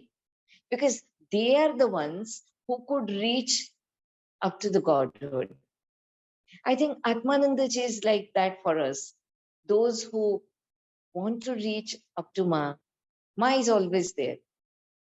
She's omnipresent. But our ways of reaching up to her can go through the experiences of Atmanandaji. And I think that role Atmanandaji has really performed so well. Very meticulously, she has written so many details. Sometimes I feel that it is something like this. You have a notation on a paper, but still the song doesn't come to you unless you put it into that particular tune. And precisely Atmanandaji probably has done that for us. It is not just the notation, it is not just the script. She tells us the essence of it. And that is because she has realized it herself. There are a lot of details about her experiences into meditation. And I'm sure it's not easy for anybody just to read it and realize it unless one goes through that process of meditation. But what is interesting is that it prompts you to look into that direction. It prompts you to think about that. And that is the contribution of this relationship. Mata Anandamayi had her ways of reaching people with different dispositions in different methods. I think, but Atmanandaji was one who could see almost all of that. Because, like she has herself said it, that Ma probably facilitated, Ma probably made sure that she learns the languages like Hindi and Bengali soon. And then she becomes the instrument through which Ma is giving all her advices to the people in the worldly sense of the term. Do not communicate to mother in those languages. So it was Atmanandaji. But I think this choice made by Ma is so important, because Atmanandaji was like a pot. She was collecting nectar, every drop of that nectar coming from Ma. In fact, this pot simile is very often mentioned by Ma also, that when you go to your guru and if your pot is kept upside down, it is not going to get anything. So your pot should be having the capacity to receive.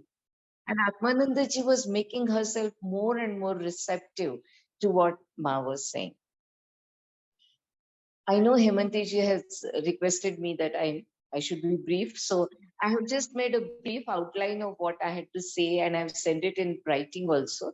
Just a last thing that I would like to talk about, and that is about a translation which Atmanandaji had made, and she wanted Ma to listen to it. Of course, it was in English, and in the worldly sense of the term, Ma will not understand English, but Atmanandaji wanted to read it. So she thought probably Ma is not interested. So she said, maybe I'll not read. So Ma said, no, do your job. Do what you want to do. And when she read it, Ma said, the words are so beautiful. Atmanandaji asked, whose words are they? Are they your words, or they are creation of my mind? And very gently, Ma says, are you not mine? So this complete resonance of this proximity, closeness, oneness that Ma was imbibing into Atmanandaji. I mean, I read that book almost every second day. You open any page and start reading, and you become one with Atmanandaji, and you feel that, oh, what a life lived. And once again, thank you, Hemantiji, giving me an opportunity to say these things. I know mine is not a scholarly presentation, but it comes straight from the heart. So We are so thank blessed. you. Like it's Thank you you. very much. Your talk was from the heart that we realized, and we are blessed to having you with us. Thank you so much. Thank Thank you so much. Thank you. Thank you. Jai Ma. Thank you. Jai Ma. Jai Ma.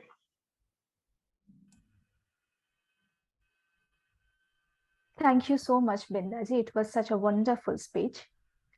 Our next guest is Dr. Jaya Sanyal. Dr. Jaya Sanyal is an initiated disciple of Ma Anandamayi Ashram and is blessed as her name was Jaya, that was conferred by Ma herself. She is a PhD in genetics and a wonderful singer.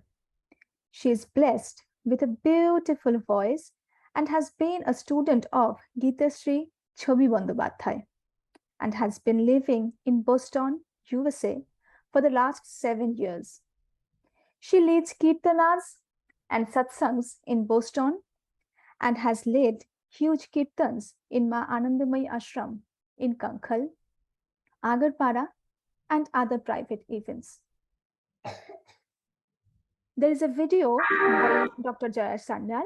So if there is any kind of glitches comes, any kind of sound problems comes, please use your headphones. Thank you.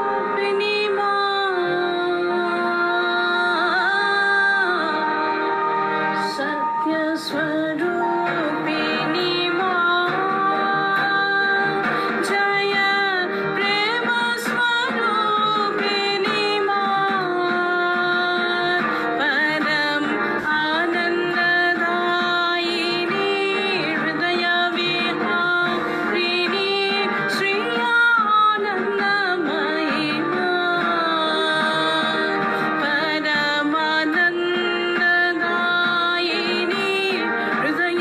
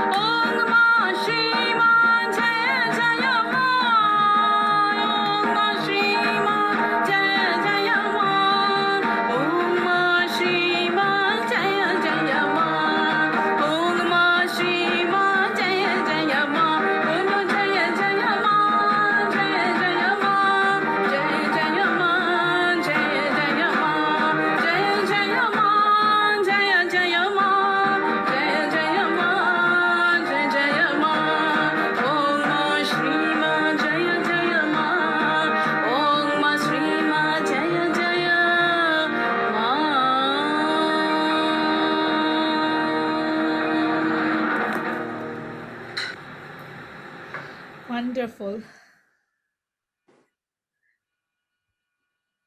That was such a beautiful rendition by Jaya. Thank you so much, Dr. Sandar Bandyopadhyay. That was a wonderful rendition. It seemed that I'm just in the presence of satsang, Ma satsang, and the Sanjam Saptaha. It's an absolutely wonderful rendition. Thank you so much. Without further delay, I will be welcoming Swami Jyotirmayananda. He is a monk of Sri Sri Ma Anandamayi order, and he is presently at Florida, USA. Thank you, Swamiji, for gracing this platform. We are so blessed to have you in a platform. Please accept our pranam. Jai Ma, Jai Ma. Swamiji was, as a student, he was inspired by Sri Ramakrishna Bhavadarsha. After completing his masters, he directly came to Ma Anandamayi, accompanied by Brahmachari Yogananda and Mural Bhai. He's engaged with the Sangha for many years and organizing various activities.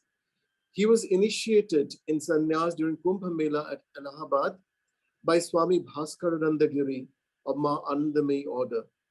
In the coming years, he lived in Ram Mandir and Anandamayi Ashram, Rana Bhavapur Mandir in Gujarat.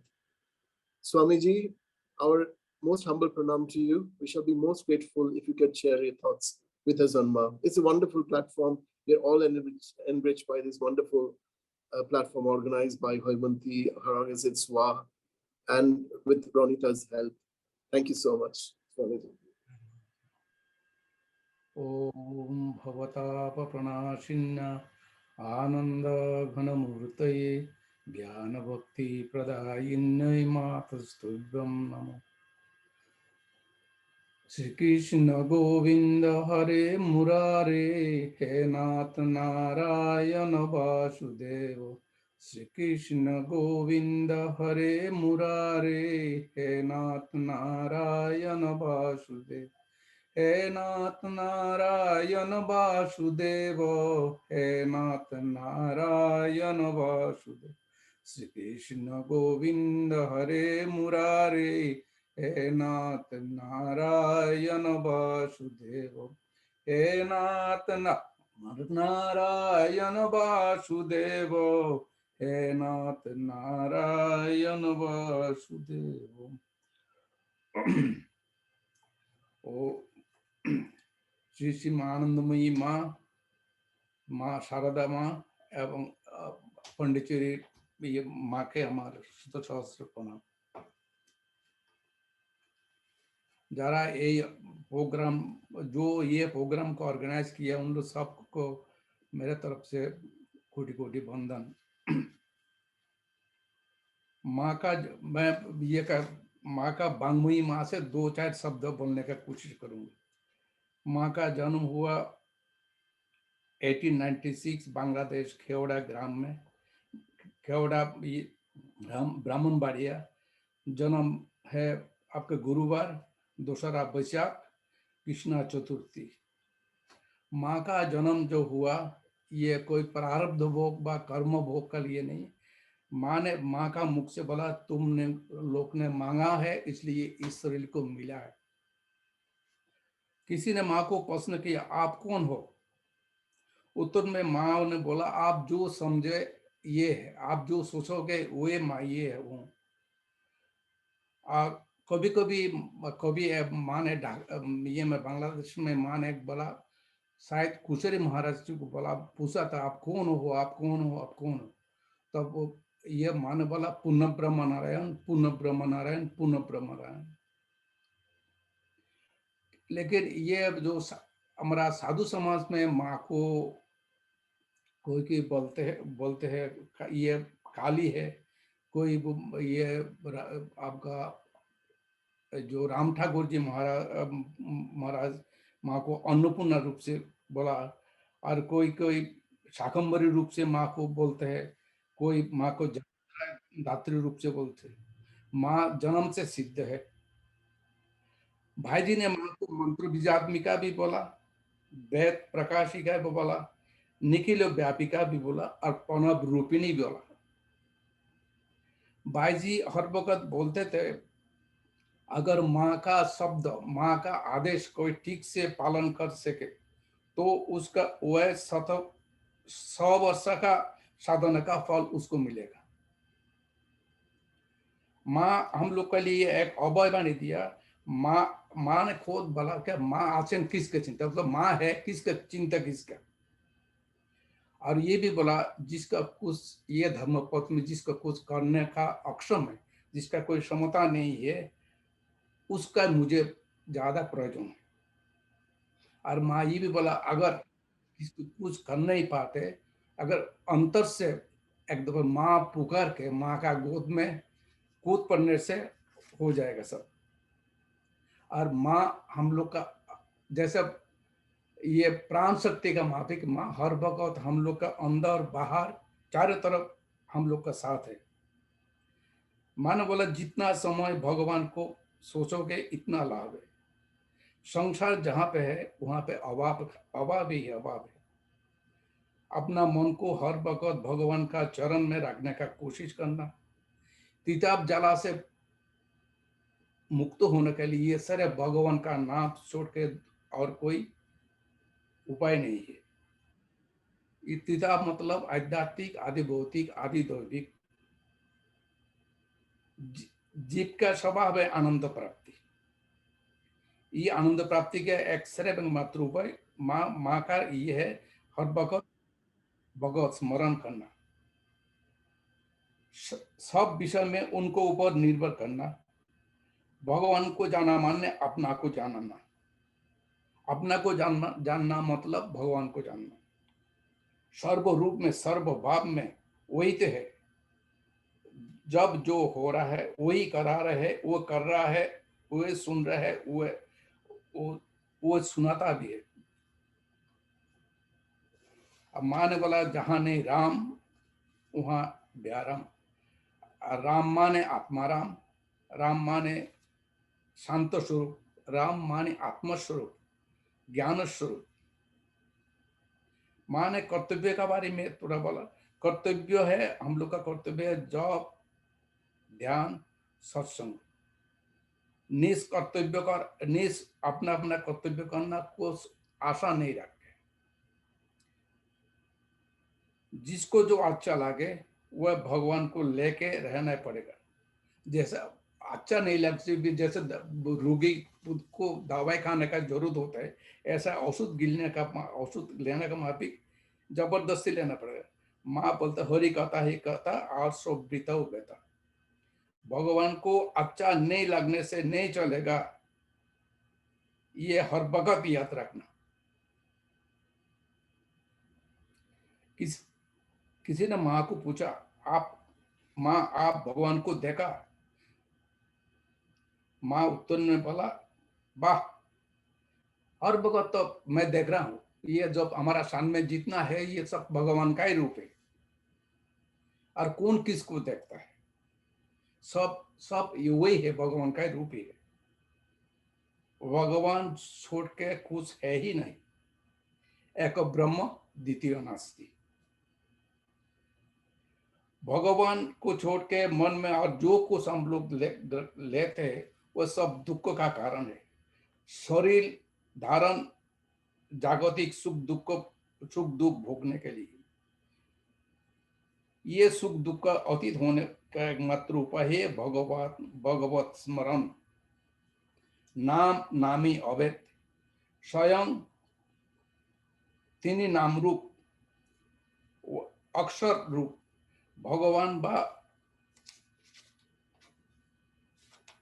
भगवान का नाम करने से चैतन्य होता है।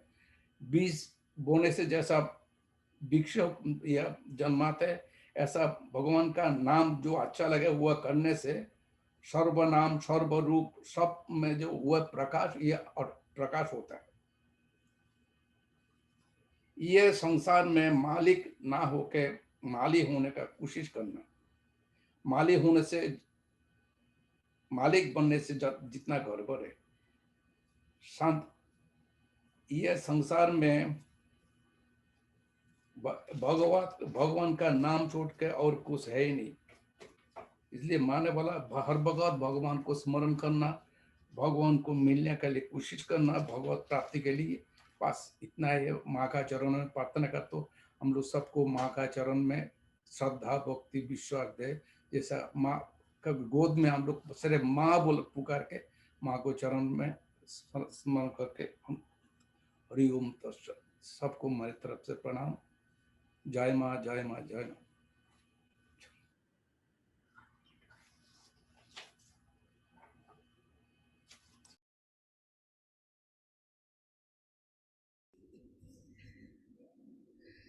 Jai Ma. Swamiji, we can't hear you now. जय माँ, जय माँ। Jai Ma. Okay, I request Dr. Jayashish Bandyopadhyay to continue. Thank you, Swamiji. Thank you so much for your enlightening talk. आपके शब्द हम लोग के बहुत आभारी हूँ हम लोग. Some people have commented about there are some English-speaking people. So we will try to give the transcript of all the talks in our website at some point when Hemanti ji uploads that. Swamiji, please accept our pranam. हमारे pranam दीजिएगा Swamiji. Namaste, बहुत रात है आपके. We are so much thankful for you to grace this platform. Thank you so much, Swamiji. Our next speaker is an ardent devotee of Andamai Ashram. He has requested not to express his name. That's for a very special reason, and we would really like to observe that. So it's a video again. So if there is a problem, please use a headphone. That will really help. Thank you so much.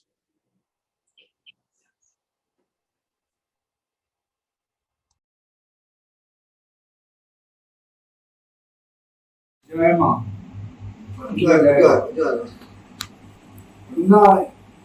Please, if you please answer some doubts and some questions about Ma. First question is, many times I have been asked a question, sometimes by scholars, sometimes by common people. Who is Ma? Please tell, who is Ma for common people and who is Ma for scholars? You see, Ma is an embodiment of divinity. Divinity means it is omnipresent, omniscient, omnipotent. That is, Ma is everywhere, Ma is with all knowledge, and Ma is with all power. When a certain entity decides to take a form, it is basically a form of emotion, form of where if she chooses, she can endow some power to someone who can experience or understand some of the essence of divinity. A worldly mind, a mind full of desires and wants, cannot understand or cannot feel the experience of divinity, of where he has to evolve to a certain state where he can understand this thing. Normally people will not be able to understand about divinity. Now coming to your question of who is Ma to a common person or to a scholar, you must understand, if you use the word spun, one is to spun the word of bhasha, which in Bengali means language. It also means it flows. So divinity in terms of our worldly language flows on something. But and hence we are not able to understand the base of it, the origin of it. So unless until we have that divinity, we shall not understand divinity. Therefore, there is no difference between an ordinary person and a scholar. A scholar may be very knowledgeable with respect to scripture and other teaching, but he can explain those things.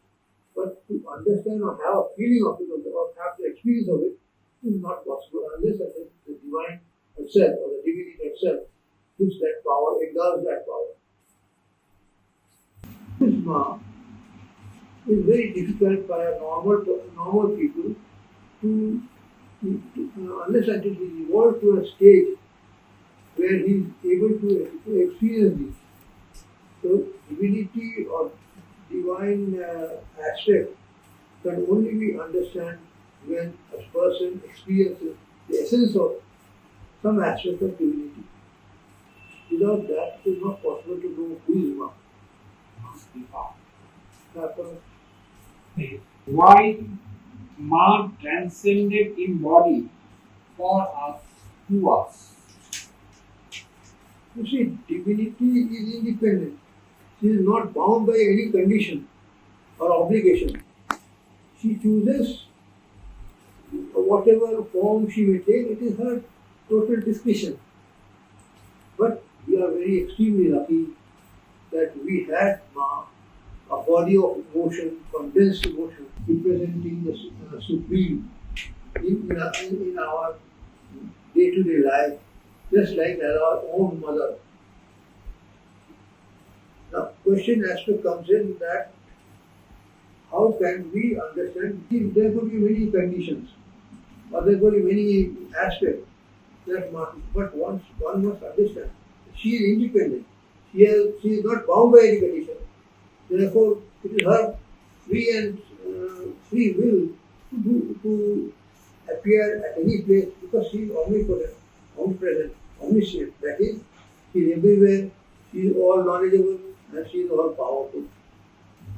Now, it is only an occasion, it is only a rare situation where such an aspect of divinity takes a form. And we were very extremely lucky that we had Ma in our midst, where she acted just like as our own mother. She also at times also many aspects of so-called miracle incidents also took place in and around her. But Ma was never in favor of showing these powers or to others. Now it is her choice. It is very difficult to do. I can only say from my angle of whatever I have studied, but how far that can be tenable I do not know. One thing is you must appreciate that the Tantra sadhana has reached a peak in a state of Bengal, earlier Bengal. Earlier Bengal means it covers Bangladesh, West Bengal and Bihar. So it was in that area the Tantra sadhana has reached to its peak. That's one. And also the Tantra sadhana has reached to its peak in Kashmir. Now, in the Tantra sadhana or in the Bhakti sadhana, but particularly in the Tantra sadhana, you first purify your asana, then you purify your body by invoking the various gods and goddesses at different joints of your body. And after that, once you have purified your body, after that you place the divine God or the Ishta or the God in your heart. Now, the main purpose of the Tantra sadhana is to realize the physical form, or to realize or to have the darshan of that particular deity to whom the Tantra Gari is worshipping or is doing his sadhana. It's only then. Now, what happened is that in that area of Dhaka and in the Bengal area, many people collectively did sadhana over a long period of time, over centuries, and one of them, as revealed by Ma, attend that supreme state, who was worshipped or who was acknowledged as the main sadhana by the different sadhaks.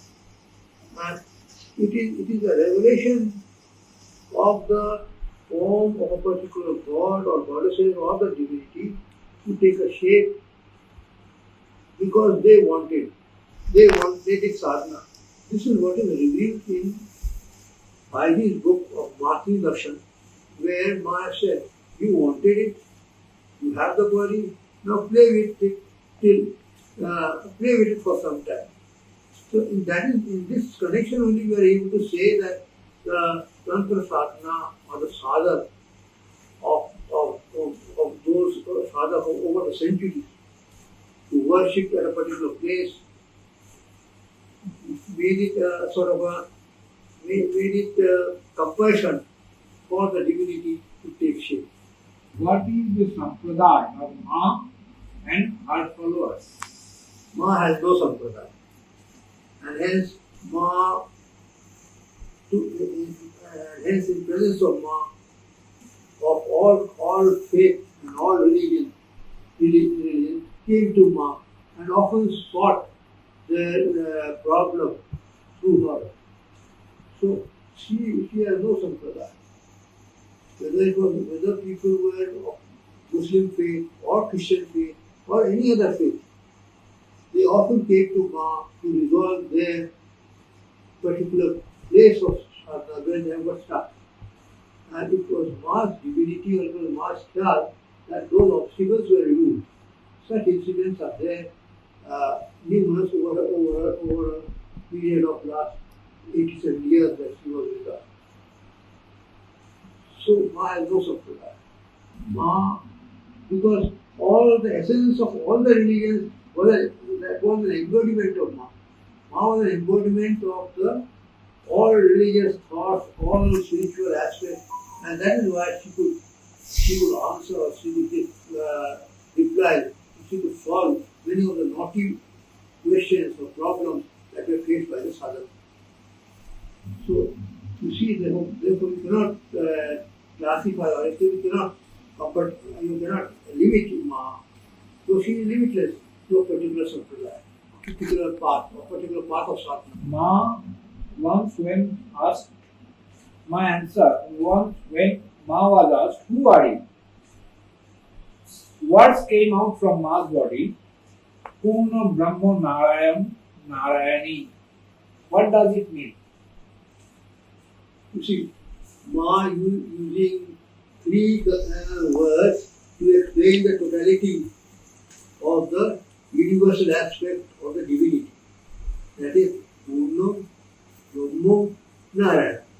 Or we can say, so the person is down or is encompassed with Sat, Chit and Anand, that is truth, consciousness and bliss. So these are the three things which comprises or so forth we can understand the aspect of divinity. Beyond this, it is not possible to explain the divinity. So similarly, Purna Brahma Narayana is that entity. Entity Purna means complete. Brahma is all knowledgeable, all prevailing, all aspects of various aspects of divinity or various aspects of the so-called law of nature are embedded in it. And this Purna Brahma Narayana. Narayana is again the entity, all powerful. Therefore, Purna Brahma Narayana is a complete, explaining the complete entity of something which is beyond mind. You cannot explain to words. Word flows on a certain language. Therefore, it is in that way. Sat Chit Anand in Gita, Lord Krishna has explained. In Ma's case, it is a Purna Brahma Narayana explaining the same aspect. So that is what it is. Incident that what I can remember was this Talab Hussain, a retired government servant who was a resident on the Rajpur road near our Kishanpur ashram in Dehradun. And in the evening he used to walk with one of his friends who was a devotee of Ma. And one such evening they were passing to our Kishanpur ashram when his companion saw a car in the driveway. And he thought that Ma may have come. So he requested his companion that please wait, let me check out whether Ma has come or not. And he entered the driveway, came to the court and saw Ma sitting in the hall, and he went and said. And he was so engrossed with Ma that he forgot about his friends standing at the gateway. The friend waited for some time, then of his own he came slowly, and when he reached the porch, he saw Ma from a distance sitting in the hall. This is one aspect of it. Now, you see, Ma can endow, Ma can, the vision of Ma can come to anyone at any place in no condition. But here, that was the occasion that the Muslim gentleman had first darshan of Ma. Later on, what is to happen? I was very orthodox, very disciplined Muslim gentleman who did Nawaz all the 5 times or whatever it is, or who read the Quran daily. And during his reading of the Quran, invariably saw Ma appearing on the pages of the Quran with a crown on her head, and this and he was disturbed because I understand. No, I'm not fully. No, I do not know, but I understand that in Muslim religion, while thinking of any lady or any during reading of Quran is called forbidden. And he was therefore very disturbed. But slowly and steadily, Ma's divinity, Ma's love, Ma's affection empowered this gentleman, and he became a staunch devotee of Ma. In presence of Ma, he often read Quran because he had almost knew by heart almost. One such time, Ma was in Dunga, staying in tent on a mountain hilltop, and there Kalakushan came. He spread his bed. He came in the evening, almost night. He spread his bed, but he could not sleep. The whole night he went around Ma's tent, uttering Quran Sharif. So this, you see, who is blessed with Ma? It is Ma only knows. Similarly, another incident I am remembering. In our Dhaka, the Shahbaz was the Dhaka Nawab's garden area where they had certain understanding. Otherwise, it was an extensive area for flowers and fruits and other vegetables, and there are a few ponds also in it. The owner of the Shahbaz was the wife or the daughter of the Nawab. Her name was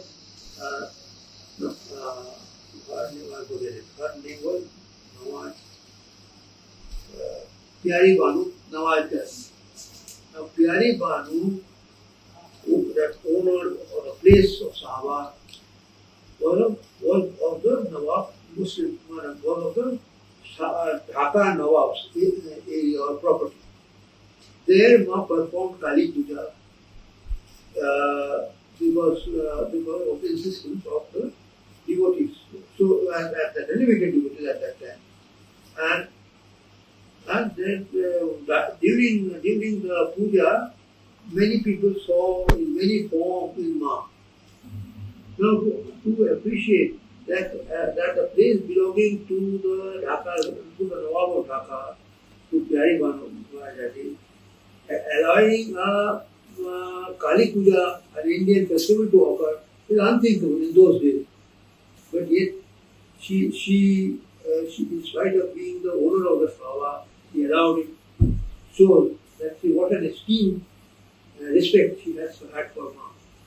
So like that, you cannot distinguish any aspect. It is totally her free will to whom she may be. Heart may come, one may naam. That is, you do your work with your hand and you keep your thoughts in your mind and utter your mantra or recite your mantra. So Ma's main dilemma, you observe truth, you be righteousness, you observe righteousness, and you should have you should be devoted, or you should have the concept of God and you should have a full belief in the God. So 3 things: observation of truth, observation of righteousness, and believe in the Supreme, believe in the God. If you have these 3 things, then only it's possible to overcome from the worldly attachment of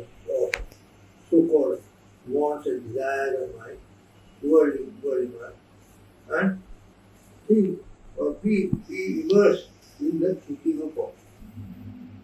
In whatever language, in whatever age, if anyone thinks of the Supreme and prays to Him, remember their prayers or their cries reach to this heart like the waves of the ocean striking like the waves of the ocean striking on the shore. So Ma was an embodiment of the Supreme, and Ma always stressed the need that one should as much as possible think of God, think of the Supreme. I like to mention that Swamiji, who was asking the questions to the devotee of Ma, he is also from the Anandamayi order, Swami Vishwanathanandaji. We are grateful to Swamiji and we are grateful to Dada from Anandamayi Ashram. We will go forward with the next. We like to welcome and we are really blessed to have Brahmacharini Dr. Geeta Didi from Kanyapit Varanasi Ashram. So, at the age of 8, she came to Ma Anandamayi with her maternal grandma to study in Kanyapit Varanasi.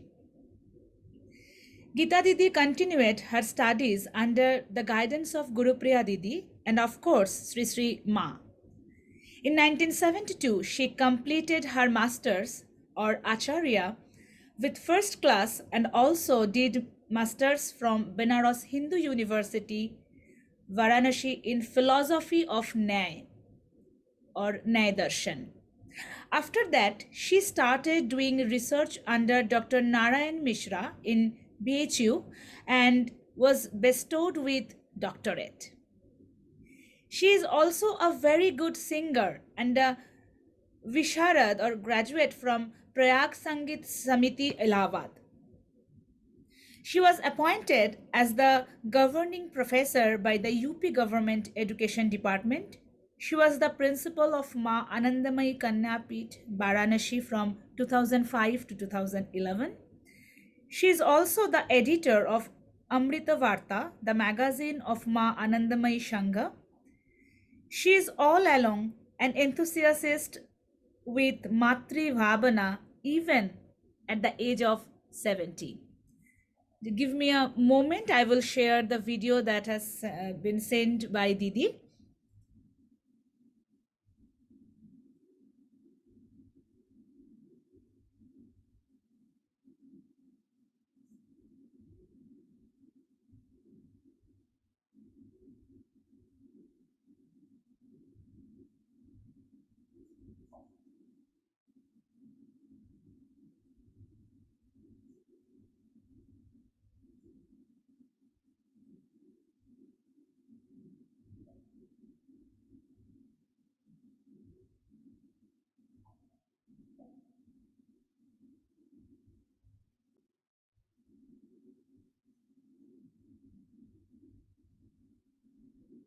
Nineteen 1973 की बात है।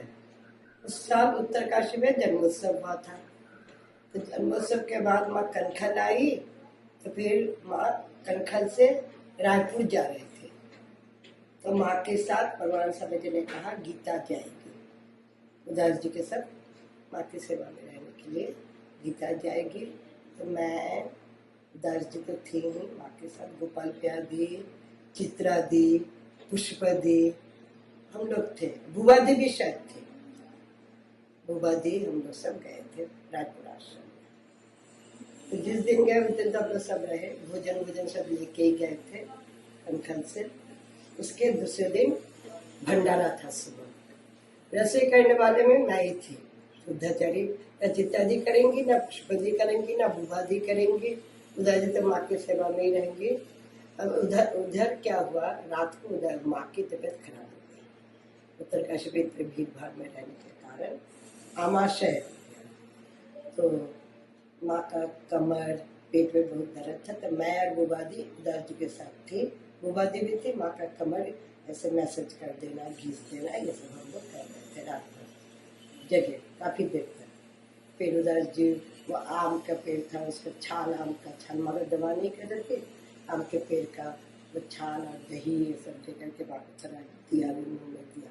ये सब लोग बहुत राज्य थे। दूसरे दिन था भंडारा, तो सुबह ही मैं गोपाल पैदी भंडारा का काम कर रही थी। तो कई खीर, 3-4 सब्जी, खीर, चटनी, बहुत कुछ बनाना था। तो गोपाल पैदी गीता जल्दी जल्दी आ जाना। रात को जगी थी, फिर जल्दी उठ करके मैं रसोई में चली गई। तो कुछ देर बाद माँ ने कहा गीता को बुलाओ। माँ ने कहा तुम लोग खन्नापीठ पे कब उठते हो सुबह? तो मैंने कहा जब उठता, मैंने कह दिया 4-4:30 से हम लोग उठते हैं। तो माँ ने कहा कि आज कितने बजे उठे? जो उठा वो भी, मैंने कहा ये नहीं कहा कि हम रात जगे थे रात को।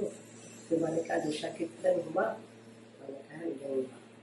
तो तुमको थोड़ा मन में नहीं आया कि माँ का शरीर ठीक नहीं है, चावल का पानी बैठा करके, दाल का पानी बैठा करके तो थोड़ा उषा कीर्तन कर सकते थे, यहाँ पर माँ को थोड़ा कीर्तन सुनाओ करके तुम्हारा मन में नहीं आया? तब करीब 9 बज चुका था। तो उधर मैं चली आई। अब तब क्या कीर्तन करेंगे, सुबह तो हो गया, तो उषा कीर्तन हुआ नहीं। तो मैं चली आई नीचे, रसोई में चली आई। इधर आकर के मैंने एक दोष किया, मैंने पुष्पदी चित्रादी इन लोगों से कह दिया, हम लोग तो कीर्तन करने वाले हैं। मैंने कहा पुष्पदी आप लोग ना, माँ ने ये भी कहा कि अभी 10 बज रहा है, किसी के मन में भी नहीं आ रहा है कि एक गीता का एक श्लोक पढ़ दे, माँ को गीता सुनाए। तुम तो गीता का श्लोक तो पढ़ सकती थी, उषा कीर्तन तो हुआ नहीं, गीता चंडी पाठ भी नहीं हुआ। तो मैंने जा करके पुष्पदी, चित्रादी, गोपाल पैदी, बुबादी सभी गाने वाले हैं, सबको कह दिया कि माँ के घर के सामने गीता चंडी पाठ कर। तो मैं जाकर पाठ शुरू किया, बहुत गुस्सा हो गया। मैंने कहा ये बड़ी लड़कियां, इन लोग का कोई बोध नहीं है, माँ बोलेंगी तब गीता चंडी पाठ होगा। मैंने कहा गीता को बुला। फिर मुझको बुला करके माँ ने बहुत डांटा, तुमने क्यों कहा? मैंने कहा उन लोग लड़कियों से गीता पाठ कराने के लिए, तुमने क्यों कहा? तब बहुत डांटने लगा। मैं तो रोने लग गई, रोते रोते हिचकी बच गई एकदम। फिर मैं चली आई रसोई में, तो माँ तुरंत कुछ देर बाद ही रसोई में आई। खीर बनाना था, तो गोपाल पैदी ने चीनी ठोंगा में रखा था, थाली में। मैंने चीनी उड़ाने के लिए ठोंगा से दूध के सामने डालना था। मैंने डांटा, खबरदार इस तरह से चीनी नहीं डालना, अगर उसमें चीटी रहे। मैंने सिखाई, शिक्षा दी कि थाली में डाल करके देखो उसमें चीटी है कि नहीं, चीटी को हटा करके फिर सर्वप्रथम उषा कीर्तन के बिना हम लोग का भजन नहीं करना चाहिए। संध्या कीर्तन, उषा कीर्तन रोज करना चाहिए। और एक बार कंठल में भी ऐसा हुआ, मैं माँ की रसोई में थी, तो माँ ने कहा अनुसार जी से उषा कीर्तन की बोलो, उषा कीर्तन। देर हो गई थी, तो मैंने ओम कीर्तन करके भजन आनंद में करने आई। तो उषा कीर्तन सर ने कहा कि माँ ने मुझे सजा दी कि भजमानंद में नहीं करना, मामा नहीं करना, जय शिव शंकर भरोसा कर, ये दोनों नहीं करना। मुझे सजा दिया कि मामा और भजमानंद में नहीं करेंगे, वो टाइम से उषा कीर्तन नहीं। तो माँ की शिक्षा है, जो आश्रम का जो नियम है वो ठीक से पालन हो, उन लोग को सबको ख्याल रखना चाहिए। कन्यापीठ लोग रहते हैं, कन्यापीठ का नियम, आश्रम में जो माँ के जो जिस भी आश्रम है, सब आश्रम में उषा कीर्तन होना चाहिए सुबह। तो उषा कीर्तन ठीक से ये ना कर। बाकी शिक्षा के विषय में मैंने कहा। अब माँ के प्यार के विषय में बोलती हूँ। एक बार मैं कुंभ में नहीं, संयम सप्ताह में गई थी। ये 77 की बात है। वो ब्रह्मानंद आश्रम में नर्मदा के तट पर संयम सप्ताह हुआ था 1977 में। तो बहुत भीड़ हुई थी, बहुत पुलिस। हम लोगों ने उस बार ही देखा कितनी स्त्री पुलिस है, मतलब माँ के पास पुलिसों की भीड़, और सब महिला पुलिस थी उसमें, बहुत सारी। पुरुष पुलिस तो है ही, इतनी भीड़ होती थी कि भीड़ को कंट्रोल करने के लिए बहुत सारी पुलिस। तो माँ बीच में आई, माँ को बाथरूम जाना था, तो टेंट रखा था नर्मदा के तट पर, संयम का पंडल बना था, और इधर थोड़ा एक टेंट रखा था कि माँ वहाँ पर थोड़ा विश्राम कर सके। माँ बाथरूम में गई, मैं माँ का चरण पूछा रही थी। तो माँ ने अचानक कहा तुम एक काम कर सकोगी? मैंने कहा हाँ माँ। तो सुनो, पीछे मेरे पीछे ना मेरे की टोपी रखी हुई है, तुम पीछे खड़े होकर के केला खा लो, 2-3 एक केला खा लो, एक दो पड़े कुछ क्या कहे याद नहीं अभी, केला खा लो, कोई देख नहीं पाएंगे। मैंने कहा माँ मेरा तो संयम है, कैसे केला खाऊं? माँ ने कहा उदास दी थी, बोले ये कुछ संयम नहीं करती है। तो देखिए माँ का स्नेह, माँ का प्यार, जैसे माँ शिक्षा भी देती है वैसे ही माँ ने मेरी परीक्षा की कि संयम छोड़ करके मैं केला खाती थी। तो ऐसे माँ हम लोग की माँ के समान, बंधु के समान हम लोग को पग पढ़कर शिक्षा भी देती थी, प्यार भी करती थी। श्री श्री माँ कन्याओं के लिए परम कल्याण चाहती थी, सभी के लिए है। माँ तो आई थी परम करुणा में, सबके प्रति करुणा करने के लिए। ईश्वर की जो करुणा है वही मूर्त विग्रह रूप में श्री श्री माँ के रूप में अवतरित हुई थी। और करुणा करते करते ही माँ इस संसार से अव्यक्त धाम में प्रवेश किया। तो करुणा ही माँ का प्रधान ये था, प्रधान क्या बोलूं, माँ का करुणा ही प्रधान माँ की अवदान है, कन्याओं के लिए, पुरुषों के लिए, सबके लिए, विश्व के प्रति माँ का अवदान है। तो माँ कह रही थी हम लोग का जिससे कल्याण हो, आध्यात्मिक उन्नति हो, तो जिसको जिस ओर उधर माँ ने हम लोग को आगे बढ़ाया। जैसे हम लोग को लेकर माँ ने साधुओं के सामने संस्कृत में बुलवाया, संस्कृत से भाषण दिलवाया, ये सब माँ का बहुत ख्याल था। पर माँ पूछती थी कि उसने क्या कहा, उन्होंने क्या कहा, उन महात्मा ने क्या कहा, उन महात्मा ने सुना कैसे। उसी के ही इसमें लाइन में मैंने कभी 4 बार भागवत भी की, तो उसके पहले बहुत पहले ही जनेऊ हो चुका था। तो माँ का जिसमें आध्यात्मिक कल्याण होगा उसके लिए वो क्या करती थी माँ। तो सबसे पहले माँ खुद ही एक बार भोलानाथ की बहन के घर गई, तो वहाँ पर माँ पूर्ण है ना, तो माँ के इसमें माँ के शरीर बोलिए श्री शरीर में पूर्णता का ही लक्षण सब क्रिया माँ के उसमें प्रकट होगी। तो माँ गई, तो वहाँ देखते हैं सीतानाथ कुशारी के वहाँ शायद, तो देखती हैं कि वहाँ किसी के भी गले में जनेऊ नहीं है। तो माँ ने एक वो गुरुप्रिया दीदी ही नहला रहे थे कि माँ की भोलानाथ जी की बहन माँ को नहला रहे थे। तो माँ जानती रही थी पहले, किंतु जागतिक दृष्टि से माँ जानती रही थी कि उन लोग का जनेऊ नहीं है। माँ का ऐसा ख्याल हुआ कि वो हार जो है सोने का हार, नहलाते नहलाते उस हार को जनेऊ के रूप में भोलानाथ जी की बहन ने उड़ा दिया। उनका नाम शायद अन्नपूर्णा दी थी, अन्नपूर्णा, श्रीमती अन्नपूर्णा, रमणी मोहन चक्रवर्ती, अन्नपूर्णा चक्रवर्ती।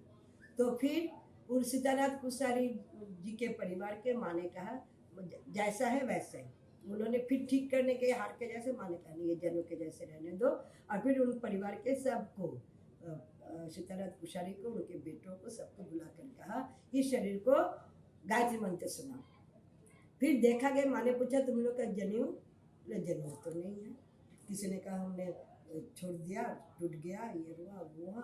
तो माँ ने कहा नहीं, जनेऊ ब्राह्मण जनेऊ धारण नहीं हो सकता, कैसे हो सकता है। तो माँ ने कहा इसलिए शरीर का शायद ख्याल हुआ, यहाँ आई और ऐसा। तो फिर उन लोगों ने जनेऊ धारण किया, फिर माँ को गायत्री मंत्र सुनाया। और माँ 3 दिन जैसे रहते हैं ब्राह्मणों के देश में, ब्राह्मणों को दृष्टि में कोई अब ब्राह्मण लोग माँ को नहीं देखे, इस तरह से फिर दंड भी नदी में दिया हुआ था। फिर उन्होंने भोलानाथ जी की बहन ने भिक्षा दी, ये सब। तो ये माँ की भी जनेऊ की लीला माँ के शरीर में भी देखी गई है। उसके बाद माँ ने सबसे पहले गुरुप्रिया दीदी को, क्योंकि उनमें देखा माँ ने पुरुषों के जैसा ब्रह्मचर्य, तो गुरुप्रिया दीदी को, और मरणिधि जो भोलानाथ की पालिता कन्या जैसे थे, वो भी भोलानाथ जी की वंश के थे। तो मरणिधि और गुरुप्रिया दीदी को सबसे पहले जन्म हुआ तारापीठ में, और वो ख्याल माँ के भीतर चल ही रहा था।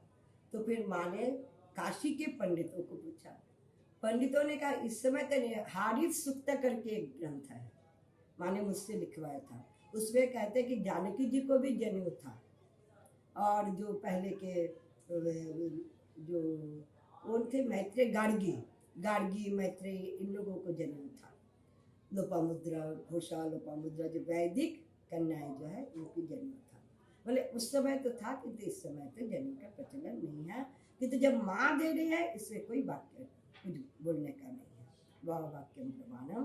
तो गुरुप्रिया दीदी और उसके बाद महीने जी के बाद 1971 में ब्रह्मचारिणी गीता मंडप में काम कर रही थी, चंडी मंडप में। तो मैं घर पहुंच रही थी, माँ ने अचानक कहा कि अगर नारायण को छूना है तो जनेऊ लेना होगा, क्योंकि जनेऊ लेने से हम लोग सब काम और भी अच्छी तरह से कर सकते हैं। तो उसके बाद ही नारायण स्वामी जी को कहा गया कि डेट देखो, ये देखो, लगता है 3 जून 1971 माँ का जन्म सब समाप्त हो गया था। तो ब्रह्मचारिणी चंदन और ब्रह्मचारिणी गीता को जनेऊ प्राप्त हुआ। इसी जिस कमरे में मैं बैठ के बोल रही हूँ, इसी कमरे में जनेऊ हुआ था। और हम लोग 3 दिन, जैसे ब्रह्मचारियों का नियम है वैसे रीति रिवाज से थे।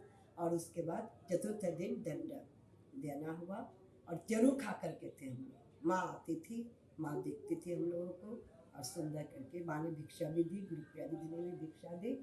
बस उसके बाद ब्रह्मचार्य गया भट्टाचार्य का जन्म हुआ 673 में, वो कनखल में हुआ। और शायद शांता जी, वो ब्रह्मचारिणी पूर्णानंद जी, वो संन्यास लेने के पहले उन्होंने भी पुरस्करण किया, तो उनका भी जन्म हुआ। यही जन्म का इतिहास है। उसके बाद और किसी का भी जन्म नहीं हुआ। ये काम हम लोग ठीक से कर सके। माँ ने कहा भी था कि गीता को देखकर ईश्वरी को ख्याल हुआ जन्म का। अच्छा, श्री श्री माँ ने कर्नापीठ के लड़कियों को जो जनेऊ दिया है, जनेऊ का माँ का जो ख्याल हुआ है, तो श्री श्री माँ ने केवल पूजा का काम नहीं, पूजा करने का भी अधिकार प्रदान किया है। सर्वप्रथम जनेऊ के बाद ही नारायण स्वामी जी ने अन्नपूर्णा जी के मंदिर में चंदन जी और मुझसे नारायण पूजा करवाई। फिर 1975 में हिरवांदा नहीं पहुंच पाए थे, इसलिए चंडी मंडप में मैंने सरस्वती पूजा की। सरस्वती प्रतिमा के सामने शिशि माँ की उपस्थिति में सरस्वती पूजा की। और सरस्वती पूजा तो मैं बहुत बार कर चुकी हूँ, 5 बार 6 बार, अनंत बार।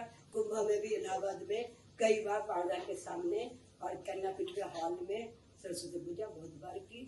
इसका कहने का अर्थ है कि माँ ने हम लोग को पूजा करने का अधिकार भी दिया है। फिर 2014 में अन्नपूर्णा जी के मंदिर के जो पुजारी है सत्यनाथ जी, वो घर चले गए थे, तो मुझे काली पूजा, रात को काली पूजा भी करनी पड़ी। जय जी मंत्र बोली और मैंने काली पूजा की। और दूसरे दिन अन्नकूट की पूजा भी मैंने ही की। उत्तरकाशी में भी काली पूजा मैंने की। एक बार षोडशोपचार से बांदा ने करवाया उत्तरकाशी में काली मंदिर में काली पूजा। इस प्रकार कहने का तात्पर्य है कि हम लोग माँ की पूजा, नारायण की पूजा, माँ काली की पूजा, ये सब करने के अधिकार भी माँ ने लड़कियों को, स्त्री शरीर होते हुए भी ये अधिकार भी माँ ने प्रदान किया। जयदी तो असंख्य बार माँ की पूजा की, षोडशोपचार जयदी की पूजा की तुलना नहीं है, बहुत सुंदर पूजा करती है। और मैंने भी जयदी के कहने से बहुत बार माँ की पूजा की है। तो पूजा करने का अधिकार भी माँ ने हमें दिया है। जय माँ।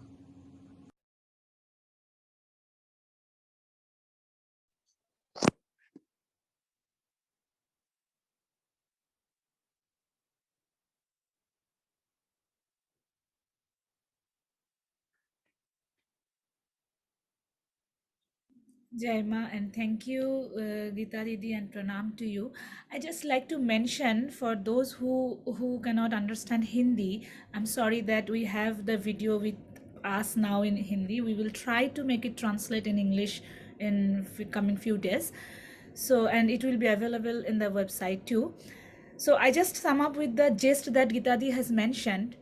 The first I want to like to say that Geeta Di is one of those 5 girls to whom Ma has initiated to sacred thread or genuine or paite. In Bengali we say paite. So it was a really revolutionary step by Ma Anandamayi during that time when we, the women, we are not allowed to do puja, or we are not allowed to have sacred thread on our body. But the both area, Didi has said that Ma introduced them to do the puja, and Ma introduced to them to have the sacred thread on for the woman. So we will next like to continue with the Didi Gunita Didi from Kanyapi 2, and Dr. Jashish will talk about her Gunita Didi. Please. Thank you so much, Haimanti. The speakers today, the devotees of Ma who are speaking, they're very highly ordained people. They have been in touch with Ma for so many years, dedicate the entire life to the service of Ma, shunning. Can you hear me? Can you? Yeah, okay. So shunning the all and practicing huge austerities in life.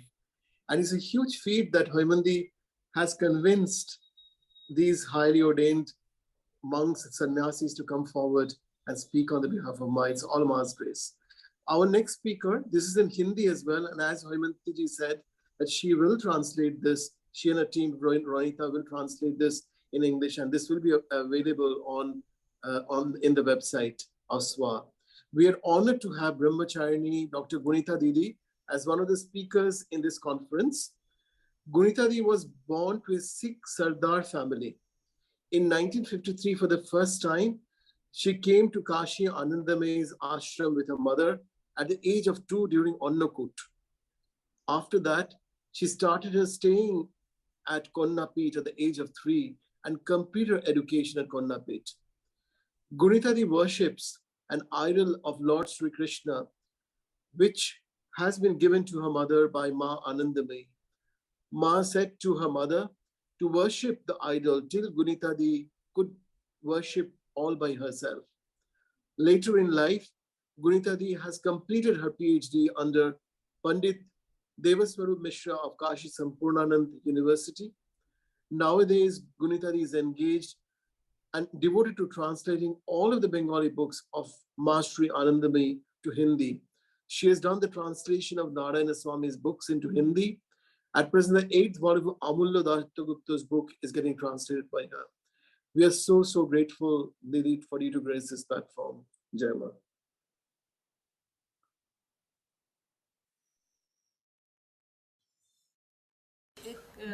बच्चे school से निकल रहे हैं और वो पंक्तिबद्ध होकर जा रहे हैं अध्यापकों के साथ, और फिर एक जगह खेल कुछ देर तक खेलते हैं और फिर पुनः वापस आ जाते हैं। यह देखकर माँ ने भाई जी से कहा, क्या तुम लोग ऐसा नहीं कर सकते हो? ये बात यहीं तक रही। उसके बाद थोड़े दिन बाद भाई जी का शरीर शांत हो गया, और भाई जी के शांत होने के बाद कुछ रामकृष्ण मिशन के कुछ साधु लोग माँ का दर्शन करने आए और उन्होंने माँ से ये कहा, माँ आज के समय बहुत सी महिलाएं ये चाहती हैं कि उनके लिए एक ऐसी अच्छी व्यवस्था हो जहाँ रहकर वो अपना साधन भजन कर सके। इस समय गुरुप्रिया दीदी भी वहाँ थी, तो उनके मन में ये आया कि कन्याओं के लिए कुछ होना चाहिए। तब इसी बात से कन्यापीठ की शुरुआत हुई 1938 में कन्यापीठ की शुरुआत हुई। और सबसे पहले माँ के ही एक भक्त बंगाल के थे, उन्होंने अपनी दोनों कन्याओं को माँ के चरणों में समर्पित किया। कुछ एक का नाम रखा गया शांति प्रिया और एक का नाम भक्ति प्रिया। तो कुछ लोगों ने ऐसे कहा, ये छोटी छोटी कन्याएं कैसे रह पाएंगी बिना माँ बाप के? तो माँ ने कहा, यह तो असली माता पिता के पास आ गए। के माध्यम से आप लोग लड़कियों को आज की परिप्रेक्ष्य में किस तरह से उनका सशक्तिकरण कर रहे हैं? सशक्तिकरण का सबसे बड़ा उपाय है एकमात्र हर समय भगवान को स्मरण रखने से ही अंदर शक्ति आती है। माँ ने एक बार कहा था, हर समय स में रहना। स का अर्थ है संयम, स्मरण और सहन। ये तीन शक्ति, ये तीन भावना जिनमें भरपूर हो जाती है तो उनको कोई भी हिला नहीं सकता है। एक तो भगवान मन में है, नित्य स्मरण उनका सांस सांस में हो, सांस के साथ हो रहा है। संयम, अपने को सब समय संयमित रखना और भगवान के शरण में रहने का संकल्प। इसी के द्वारा ही सशक्तिकरण होता है और हो सकेगा। श्री श्री माँ कन्यापीठ के माध्यम से कन्याओं को अथवा लड़कियों को उनका कैसा ख्याल था, क्या पढ़ाना चाहे का ख्याल था? माने 80 या 81 में या 82 के शुरू में माने ये कहा था कि सबको, कन्यापीठ की लड़कियों को ये कहा था कि बाहर पढ़ने लिखने के लिए बहुत से अनेक स्कूल कॉलेज हैं, परंतु याद रखना यहाँ का उद्देश्य है आदर्श चरित्र गठन। तो इन शब्दों से यह पता चलता है कि एक आदर्श महिला की भूमिका कन्यापीठ की लड़कियों को निभाना है। परिप्रेक्ष्य में लड़कियों को किस तरह से शिक्षा दी जा रही है?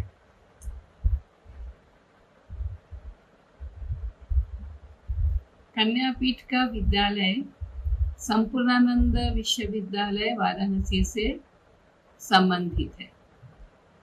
अब प्रथमा से लेकर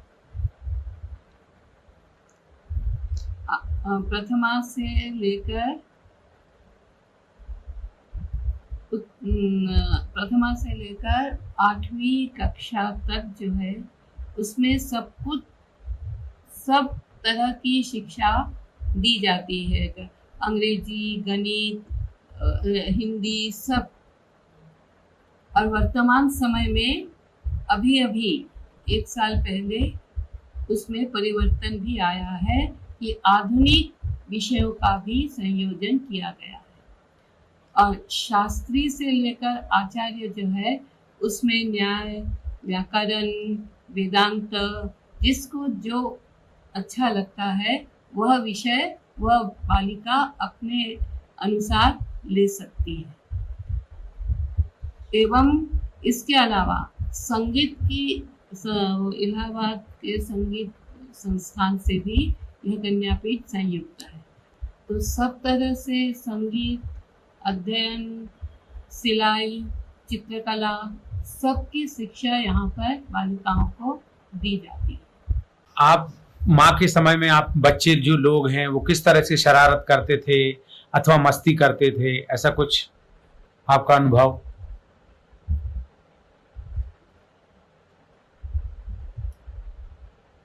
मेरा अनुभव ये है कि मैं 8वीं की परीक्षा प्रथमा में दो बार फेल हो गई थी। तो पढ़ने में तो मन नहीं लगता था, इस कारण 2 बार फेल हो गई थी। अब मेरी माताजी बहुत दुखी हुई कि ये अब क्या करेगी। तो इन्होंने माँ से कहा, माँ क्या किया जाए। माँ ने कहा तुमको ले जाना है तो ले जाओ, ये शरीर ऐसा नहीं होने देगा। तो फिर प्रथमा के लिए माँ ने क्या किया, पद्मा मिश्रा हम लोग की वाइस प्रेसिडेंट थी, तो वो विदेश में गई थी, अपना कुछ उनको कुछ डिग्री लेना था, उसके लिए वो 2-3 साल बाद जब वो बनारस आई और माँ को उन्होंने प्रणाम किया इतने साल बाद, तो माँ ने कहा देखो तुम यहाँ नहीं था ना, इसलिए गुणिता का ऐसा हो रहा है। तो पद्मा जी को माँ ने ऐसा कहा और पद्मा जी ने आकर मुझसे कहा तुम किसी से बात नहीं करो। केवल तुमको पढ़ना है ये बोला कि नहीं, पर एकदम किसी से बात नहीं करना थी। तो फिर जो भी हो जैसे भी उस साल मुझे प्रथमा में निकल गई और अच्छे अंकों से उत्तीर्ण हो। ये तो मुझे हर समय याद रहता है।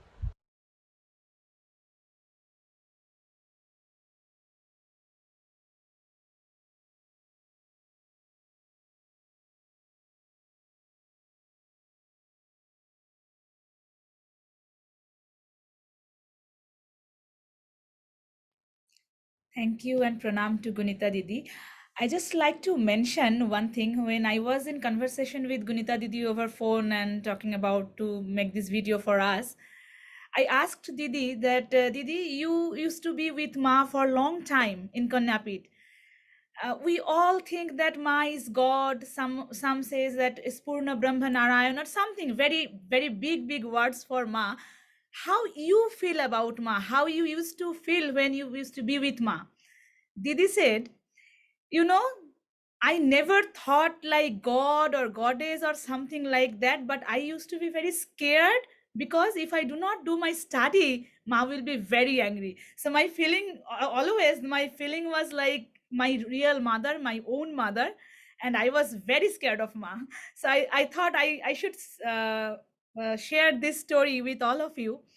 And I like to end this video by mentioning three words. Vaimanti, Yes. Vaimanti, can I just stop you for one moment? Sure. I just like to share a little story here Yes. about one of my cousins who is closely associated with Ma. Ma has been present in a sacred thread ceremony when he was about 8 or 9. Both my cousins from my father's side. They're my second cousins actually. So they were given, Ma was present in the ceremony. So he was just said a few months back, he had not studied very well and he wanted to go to Ma and say that, Ma, can you just make me pass for this exam or something? But there were a lot of people around, so he could not actually go and say to her. So when he was leaving on the train, he was in class 7 or 8 at that time. No, much younger actually, much younger. So, and he was in 7 or 8, and when he was leaving, he suddenly went to and she was just beside the window seat. He just grabbed the window railings and said to Ma, can you please make me pass this exam or something? Ma looked at him sternly and said, Halo pada, halo pass. So, and then she stopped and he laughed at that. So that's such a wonderful story. I heard this sentence many times from Chandan Didi, from our Shanga, the same sentence, yes. Thank you.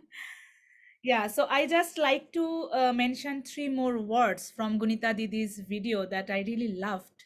What Ma said about for the woman empowerment, the three Sa, Sangyam, Swaran, Sahan, the meaning is control, remembrance in God, for God, and tolerance. So we will conclude today, and we will take this word within us and we will conclude this program. I'm really, really thankful to all of you, especially who are joining us from India. It is so late night. Every day we are going late, but I hope tomorrow again you will be with us, and we will have tomorrow our last session. First, I like to thank you, Swami Nikhileshwarananda ji from Rajkot. Thank you, Swamiji, and my pranam for coming and joining us and deliberate his beautiful speech. Mr. Goirik Datta, Swami Jyotirmananda ji from Anandamayi Ashram, Dr. Sampadananda Mishra, Mr. Ranjan Meter. I like to thank and I like to say my pranam to Geeta Didi, Gunita Didi. Thank you, Dr. Binda Paranjape. I hope I'm not missing anyone. And yes, I'm very grateful to Dada from the ashram, an ardent devotee of Ma Anandamayi Ashram, who has told about the Ma. And I like to thank you, Dr. Bandopadhyay and Ronita, for being with me and make this program so nicely to complete. We will meet you again. And tomorrow we have with us, I just like to mention the names, Dr. Devi Priya Roy from Chicago. We will have Kedarnath Swami, who will talk about Ma's philosophy. We will have Chandan Didi, and we will have Dr. Sunita Burman and Anurag Bandyopadhyay from the Mother Pondicherry Ashram. Thank you all of you for joining us today. We are looking forward to join again tomorrow. And thank you. Good night for all of you.